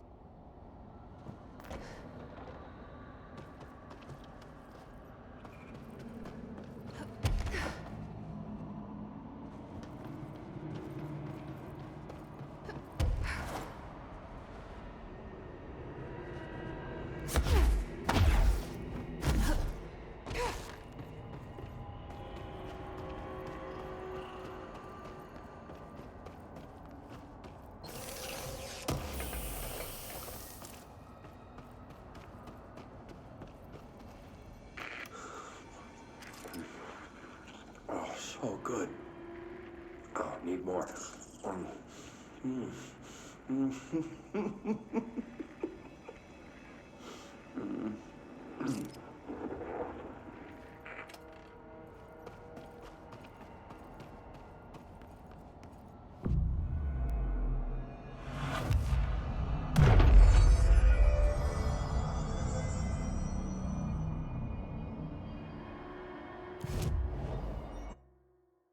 The pit.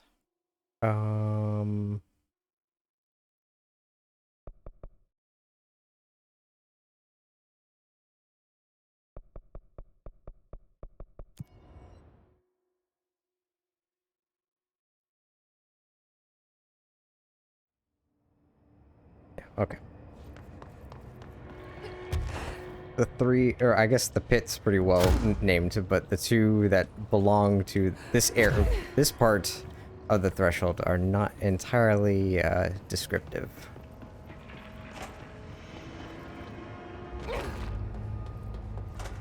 You've returned, I see.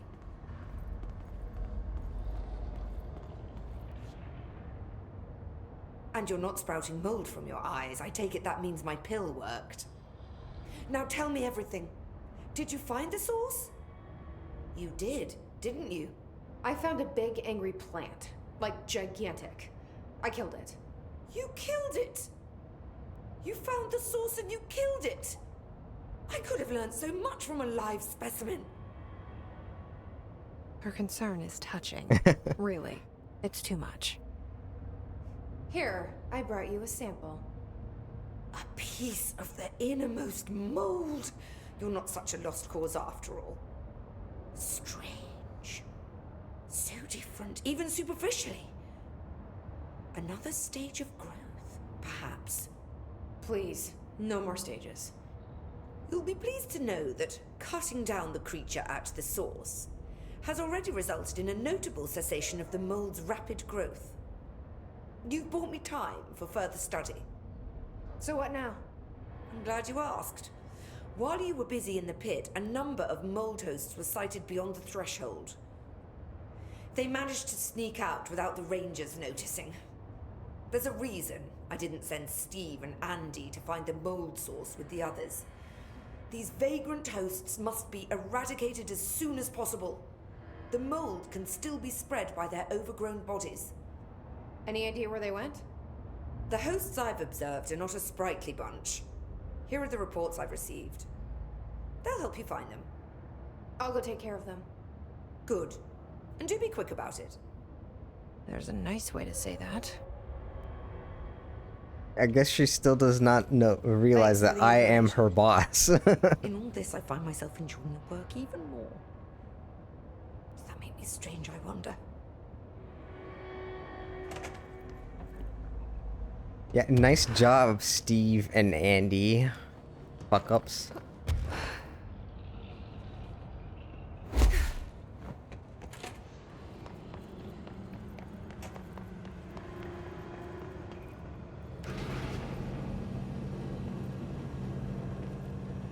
Okay, so we are going to go back to Central Executive and deal with all that, and then after that, I'm going to call it for the day.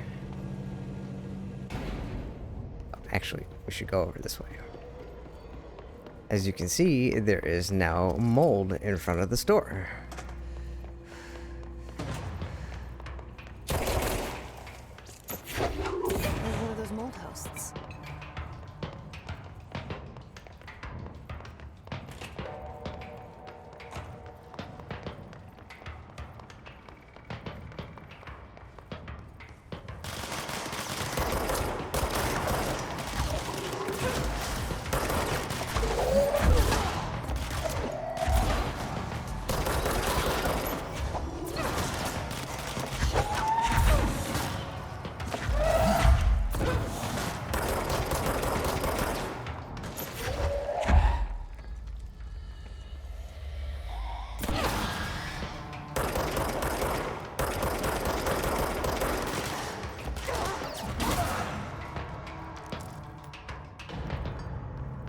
I guess I killed the banshee thing.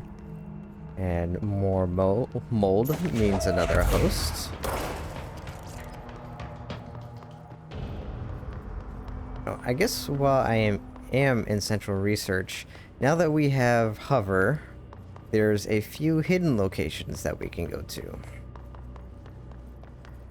In addition to getting one of the other mold hosts. Right over here.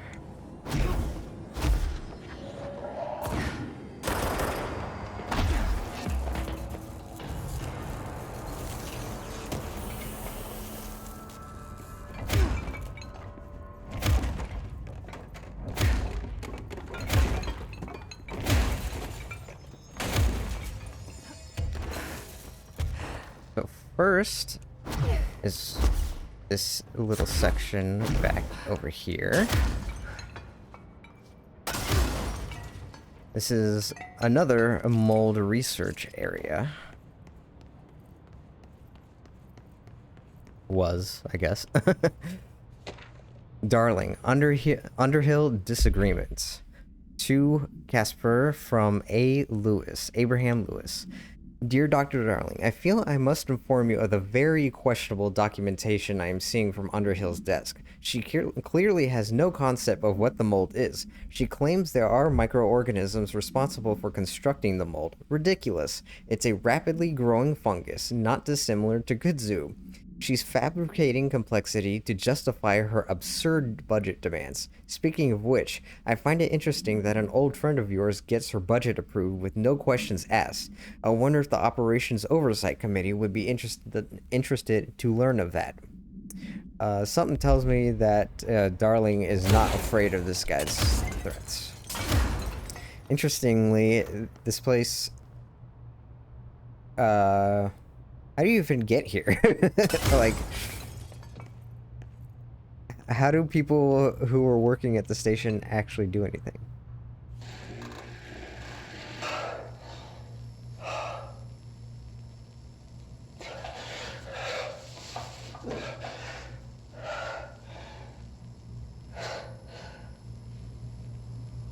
It's done. With just one large-scale HRA. It's an easy choice, no choice. It's there now. Protecting the most important thing. From what's coming. I'll be there inside. Locked in. Ready to be blown away. Lift down engines. Ready for the journey.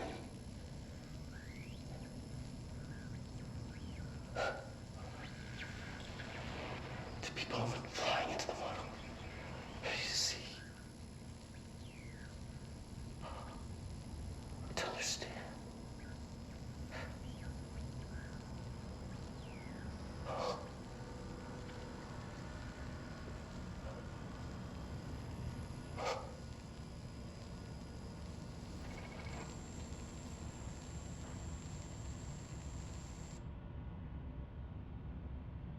So, Darling has completely lost his shit at this point. But it is alluding to what, well, they don't really say it, what exactly happens to him, but it's pretty heavily implied as to what actually happens to him. And why he is no longer around.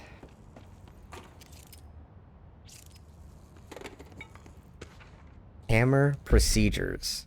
Acquisition date November 2nd, 1959. Per Archival Minutes 8A, this document has been edited to meet current administrative standards. Certain terminology may be out of date. No method for suppressing the item's thaumaturgical effect is yet known. To prevent infection, wear proper safety gloves when handling. The item is a wooden mallet from a High Striker carnival game. A long wooden handle extends from the head. The item infects any organic material with an unknown disease upon making physical contact. The effects of this disease are similar to leprosy, but develop at a much faster rate. Within a matter of days, tissue loss develops in the limbs closest to the infection. While the disease itself has not claimed any lives, secondary infection has resulted in numerous deaths.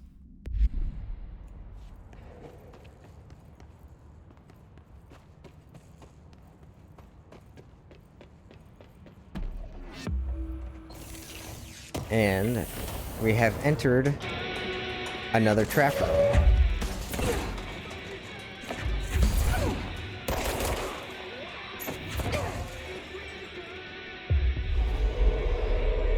Here, let's seize a guide, because why not?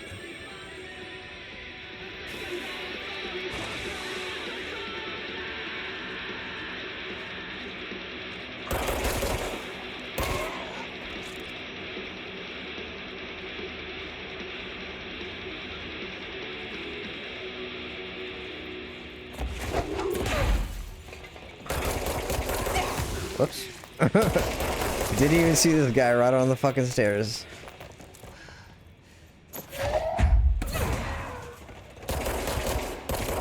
Oh, there's another guy up there.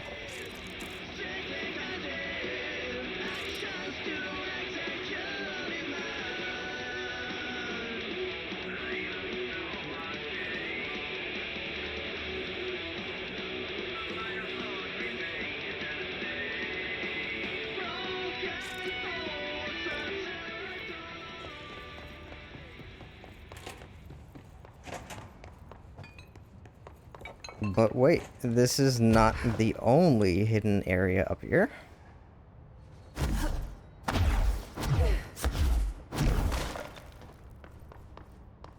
It keeps going up.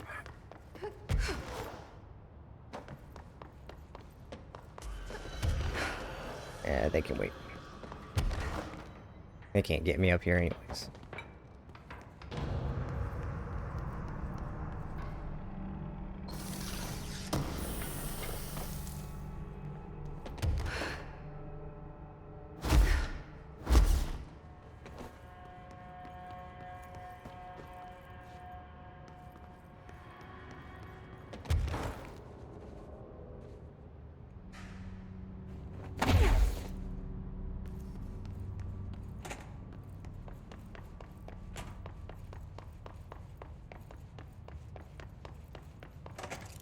More acoustic research.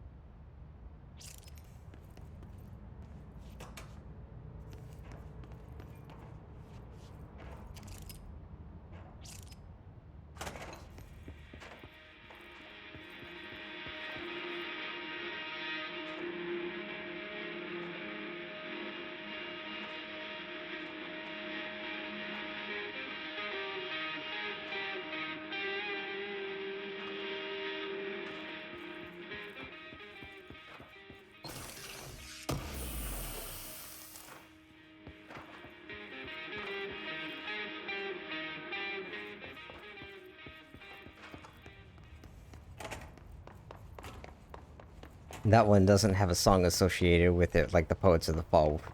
Down at the bottom of Central Research.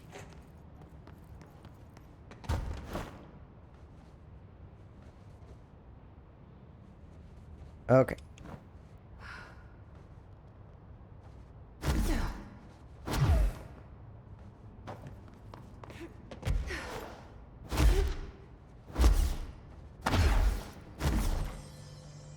Oh, actually, since we're right here...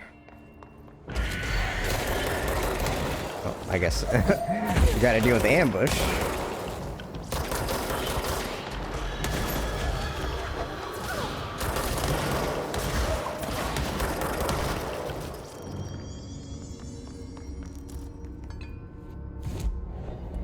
Do that. Might as well save. But there is a small trick, or not trick, but a little side thing going on in the luck department.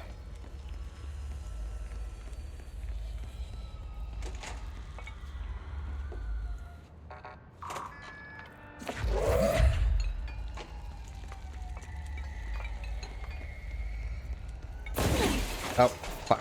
Oh, put it down. No, over here. No. Ugh. Jesse, you need to control your powers better. Okay, set it down. Yes, there we go. Okay. Lucky item manifest. Lucky items. Bronze koi fish attracts abundance and wealth. Feng shui. Horseshoe Ireland wards off evil. Orientation important. Heals up allows luck to be kept. Heals down, luck flows outward. Mannequin Neko, beckoning cat used in shops. Paw held up to beckon customers, creating luck for the business owner. Four-leaf clover, shamrock, rare plant variation. Connections to druidic healing rituals. Elephant, China, protection, good luck, wisdom, feng shui. Light bulb, various. Documented gambling rituals indicate luck is produced when all lights in the room are turned on. Note, effects of items to be tested. Consider investigating the orientation of the horseshoe. Also, consider positioning of feng shui objects. Proximity of luck items may influence luck readings. So, we have to set up all the items in these two rooms and then spin this wheel to produce a lucky effect, and in doing so we will get an item.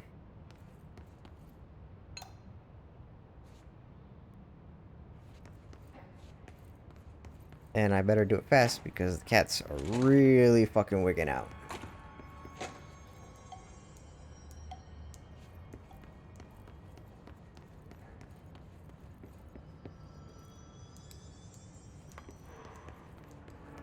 Horseshoe's already up.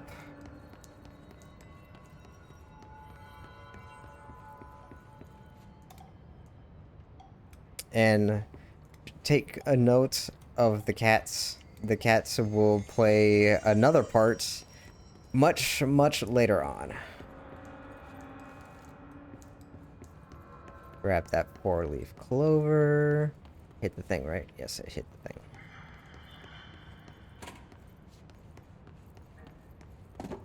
We're put the shamrock in. I think that's all of them.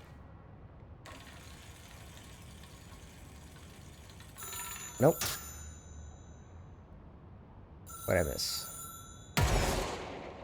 If you screw it up, then things happen around the room. Okay.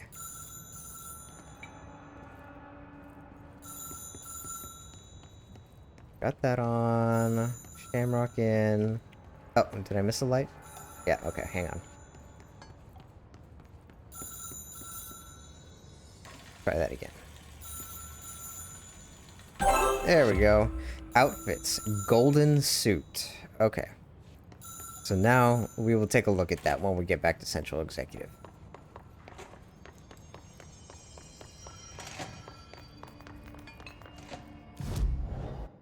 Oh, actually, let's dump everything into energy.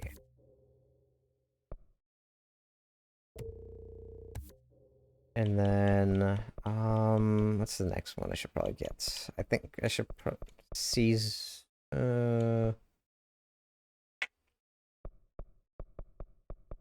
actually, I should probably get that.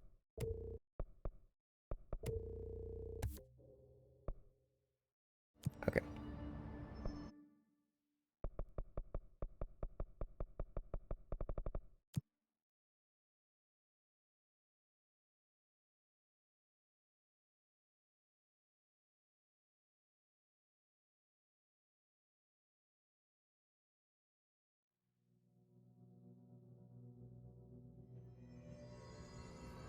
Okay, so this is our new outfit, the golden suit. Very similar to the director's suit, only it's gold. But that's what we get for doing the little lucky puzzle. Okay, let's talk to Emily. HRAs is purely antithetical to every variant of the Hiss signal it can arrange. But how did Darling create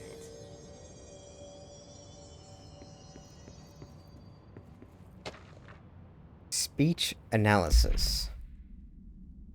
If we understand the Hiss to be a force based on vibration and resonance, then perhaps their incantation, which is now the agreed upon term for their vocalizations, is an effort to express that resonance through using human vocal cords and speech. Would there be differences if the incantation were recited in a different language? The most common word used is want. Interestingly, every usage of the word is attributed to a you. You want to listen. You want this to be true. You must want these waves to drag you away. Are we the you the Hiss is referring to? Does the Hiss believe humanity, possibly all non-Hiss life, wants to join it? To be consumed by it? Is that its goal? The second most used words are through and time. Is this possibly the Hiss stating how they arrived here? Or an indication of its age? There is clear intention in the words. Dismissing the incantation as nonsense, as some of my colleagues recommend, is beyond idiotic.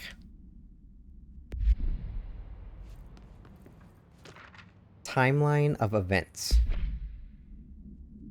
To examine the invasion's timeline of events or possible patterns in Hiss behavior.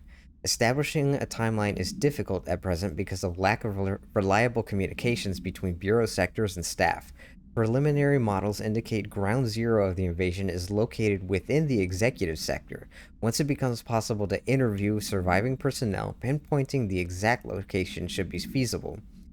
Other outstanding questions that a timeline may help answer. How did the Hiss get past the internal lockdown? How does Hiss resonance advance through space, deliberately or uniformly? What is their ultimate goal? The outside world? A cross-dimensional destination?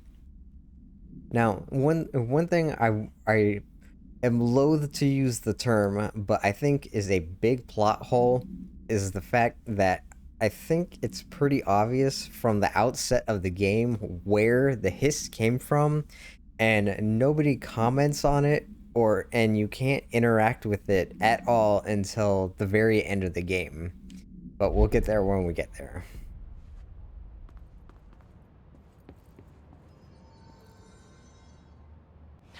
It's happening. After all these years, Dylan is here. But am I too late? How is he? I need to know. He's clearly been affected by the Hiss, but it's different than any other manifestation we've recorded.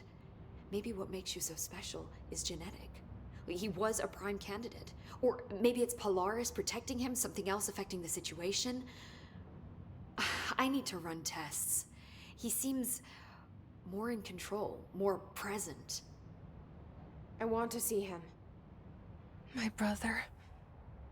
Or is he? Of course. Now, Marshall set up an HRA-warded cage to contain him. It's on the upper floor, up the stairs. Okay, I need to go. Jesse, be careful.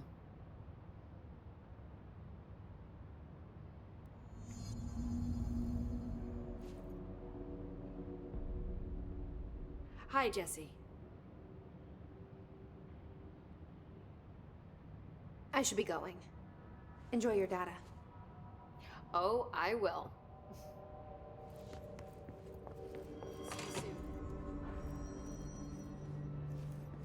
They're endangering us by bringing a Hiss in here. If Trench was still around, he'd have stopped this. Please. Trench was part of the same shadowy group that are responsible for every disaster this country's ever seen. Zachariah Trench was a national hero. Keep your conspiracy nonsense to yourself. I am inclined to agree with her.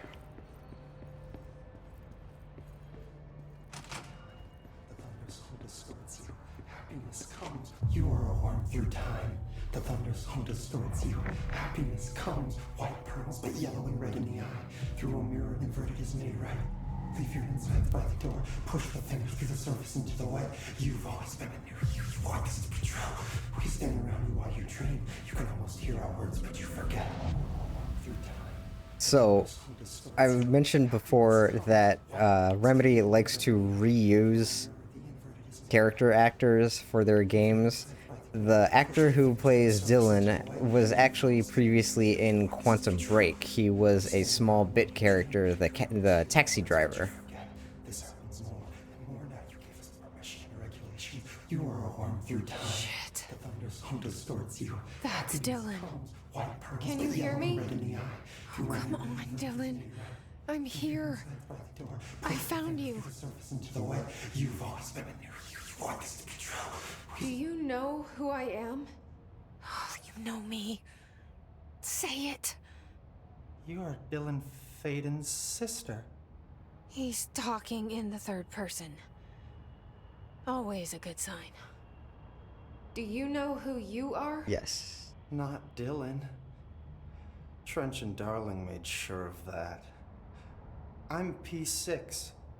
P6. But I'm better now. The hiss made me better.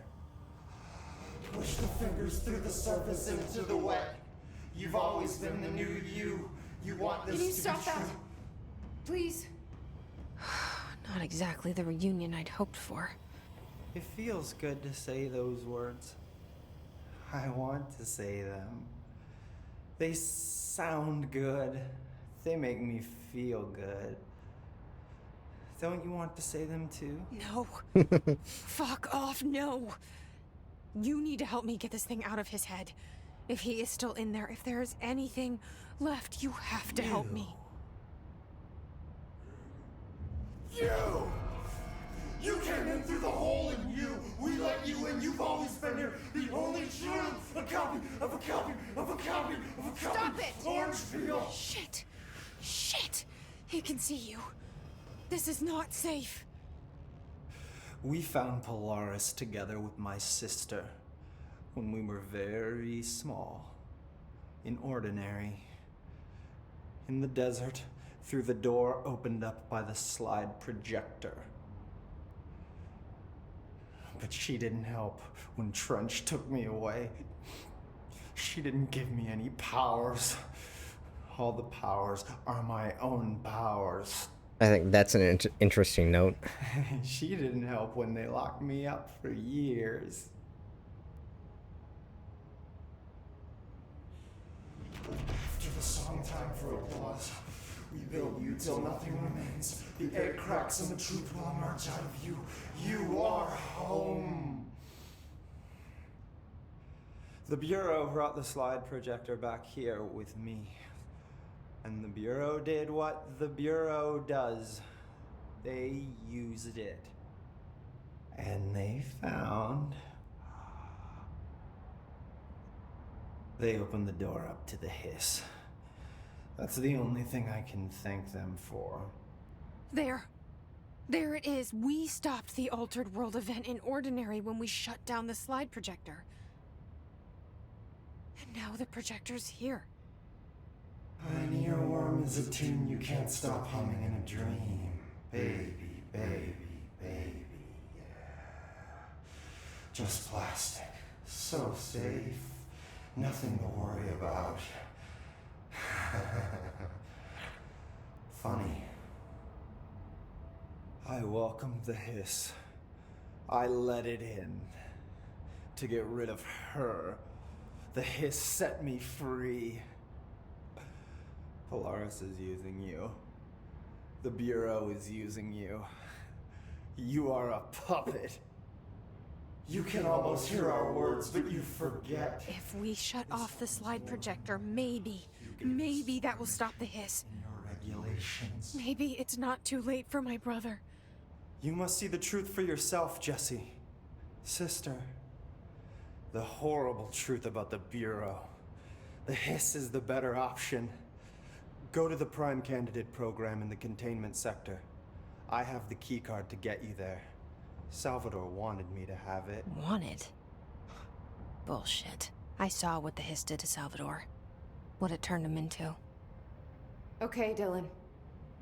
I'll go. I want to see the truth for myself. I'll go. But only to look for the slide projector. You can help me. We can end this. You are a worm through time. You are Okay, so why he has a higher clearance level than me, I don't fucking know. But anyways, now that we have the main story out of the way, there's a couple other dialogues with him. fingers through the surface into the... I don't know what else I'm hoping to find here. Dylan.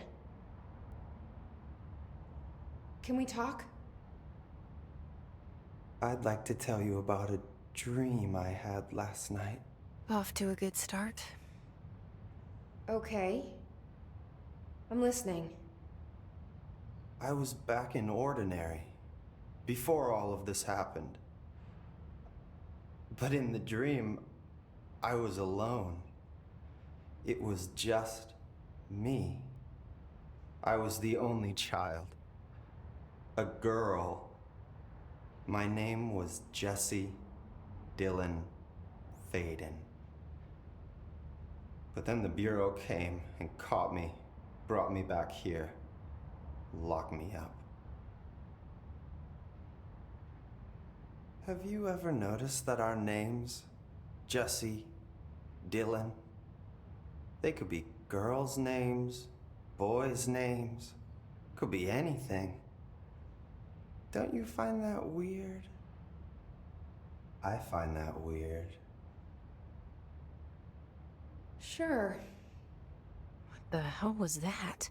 Is he trying to mess with me? You are a worm through time. The thunderstorm distorts you. Happy... Maybe Dylan's still in there. Maybe there's a way to reach him. I'd like to talk to my brother, please. Dylan? Dylan would like to tell you about a dream he had just now. This again? I was going to be the new director of this place.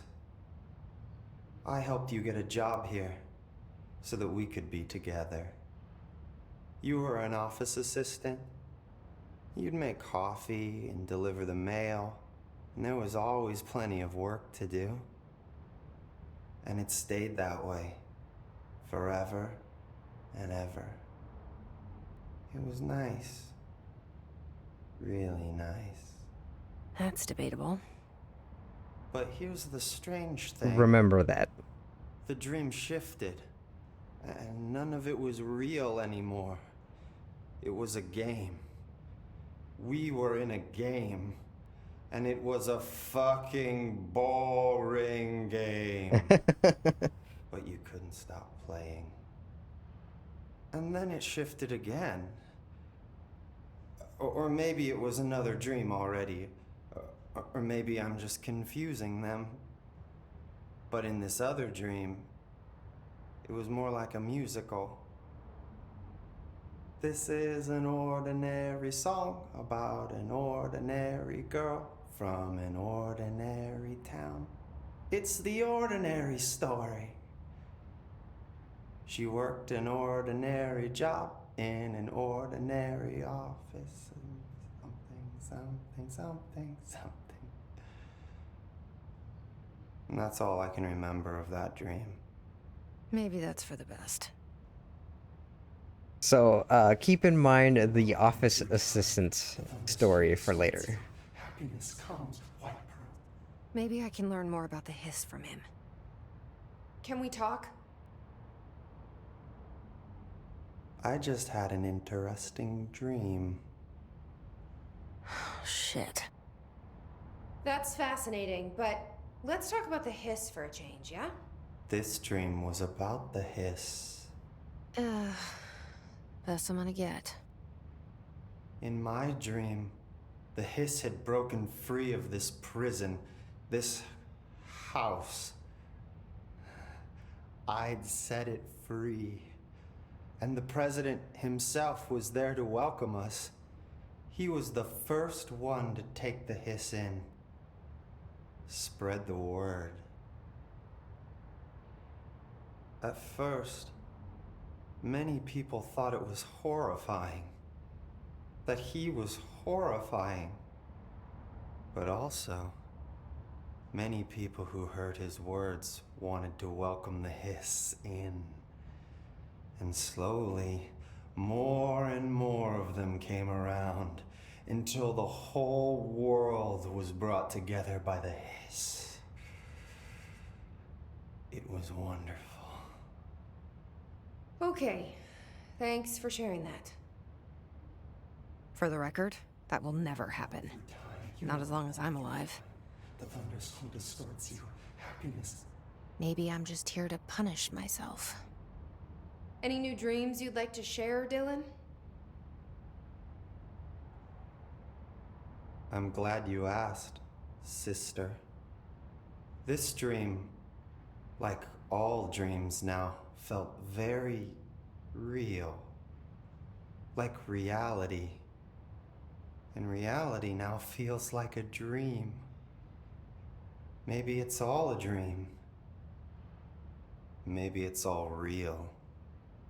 Dream where my brother endlessly tells me about his dreams. I was in a dark place. Okay, here we go. And there was a dark man there. His name was Mr. Door.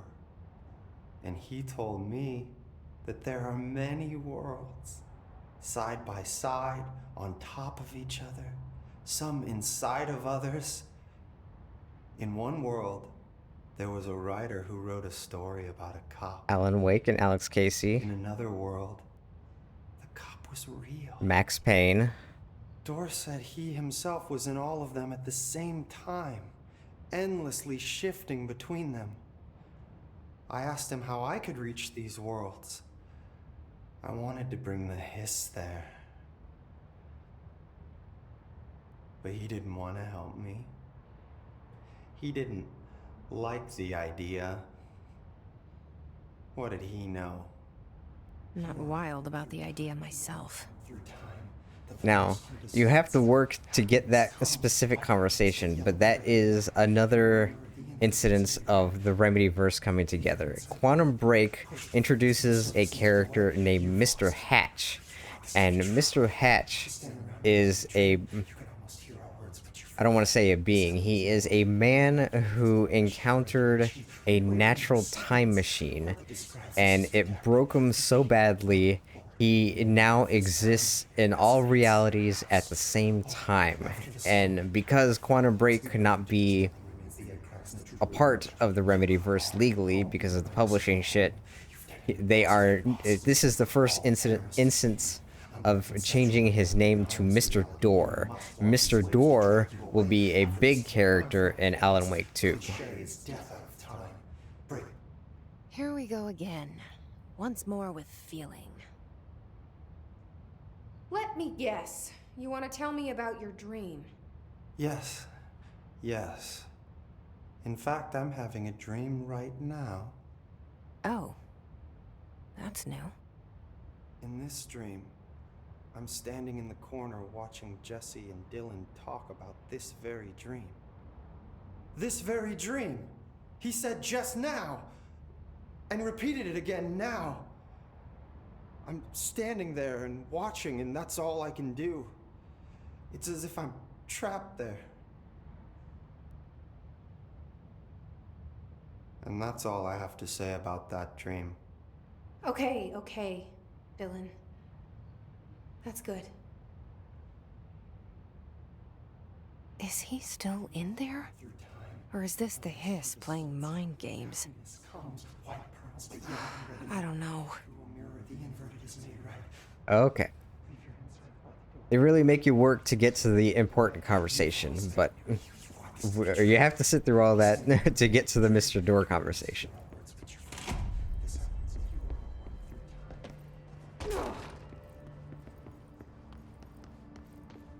Oh my god, did she have to write everything in her made-up gibberish code?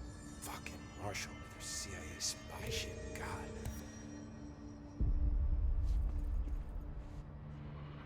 I found this token. Any idea what it does? Ah, that is a jukebox token. Little bastards turn up in the weirdest places, like bad pennies. The Rangers use them to activate an old object of power. A jukebox, I assume. Does it have any good songs? Nope, just the one record. Hey, be careful turning it on, though. When it's playing, you get a free trip to the formation. The formation. That sounds ominous. Why does it send you there? The Bureau has been wondering that for years. I mean, it's just a pile of rocks built by God knows who, but... Well, researchers have confirmed it's in the same threshold as the quarry. Well, no one's ever been able to map a physical route to the formation from maintenance. So it's in the quarry. You just don't know where. Pretty much. We only send in annual expeditions to the formation now. Checkups, Salvador calls them. This year's team went in the day the hiss arrived. Come to think of it, the song should have brought them back hours ago. I can go in and take a look. I'd appreciate that. The jukebox is kept just past the security booth over there. Just put in the token and enjoy the ride. What's the deal with Blackrock? Oh, fuck. Don't get me started on Blackrock. You know, ever since research found out that it blocks paranatural stuff, they have just been parading dangerous materials in and out of the fucking quarry. Fucking lab coats, man. Love making my job harder. Sounds like there's some tension between departments. Still, at least the quarry's got a good view of the night sky. You know, me and Salvador used to have after-work beers down there. What do you know about Dr. Darling? About as much as anybody, I guess. Head of research, loves to hear himself talk. All of those science types absolutely do. He's been acting a little bit psycho recently. Although HR told me not to use that word, so... Everyone thinks finding Darling will lead us to the answers. But if he's completely lost it, then what help could he be? You're security, right? Do you work with Rangers? Not often. Rangers are specially trained in threshold reconnaissance and ground zero AWE response. Security is more interested in the dangers inside the Bureau. They must see some weird stuff out there. Oh yeah, definitely. You know, every week they are tackling things that were previously unknown to the human experience. Most Rangers, they retire due to cognitive collapse. I looked up the medical definition. Not fun. Yeah, it doesn't sound like it. How does the Bureau handle thresholds? Handle might be a bit of an optimistic way to put it. Marshall sends her Rangers in to map them, check growth rates, locate epicenters, take samples, measure stuff, basically. Sounds like he's done his homework. Now, down in maintenance, thresholds are used just like any other tool. The lab coats mine black rock from one, maintenance siphons water from another. We use it for pretty much everything, except drinking. Why don't you drink it? Do I even want to know? Yeah, a lot of time we find these little chunks in it. It's pretty gross. I didn't want to know. What do you think of Marshall? Marshall? Marshall's a fucking badass. Rangers could not ask for a better leader. She's a little, you know, intense, but given the stuff she's seen, I'm not surprised. She does have a bad habit of disappearing, though. Where does she go? Last time she vanished, I did some digging into the security logs. I found camera footage of her entering the quarry. She was down there alone for days. Now, typically that's not allowed, but Marshall is kind of above the rules. I wonder what she finds so interesting in the quarry. We will find out that much later. I have to go. Me too. You're not the only one who's busy, you know. Don't get sloppy out there. Television proposal. Okay. Based on the success of America Overnight, we would like to propose the creation of a television series that presents superstition and skeptical thought as entertainment in order to popularize these concepts among the civilian population and create less resistance to redirecting information regarding public paranatural events. We can also use a solid media outlet to test paranatural concepts on civilian audiences, seeing how they react to certain facts presented as fiction in the event that the Bureau ever decides to make certain realities public knowledge. There are various show licenses that we could purchase and reboot rather than starting from scratch. One particular property seems promising, especially considering its content and tone are precisely what we're looking for. It's called Night Springs and has been off the air for a few years now. Now, if you remember, I mentioned Night Springs is where Alan Wake gets his start as a writer, being a staff writer for the show.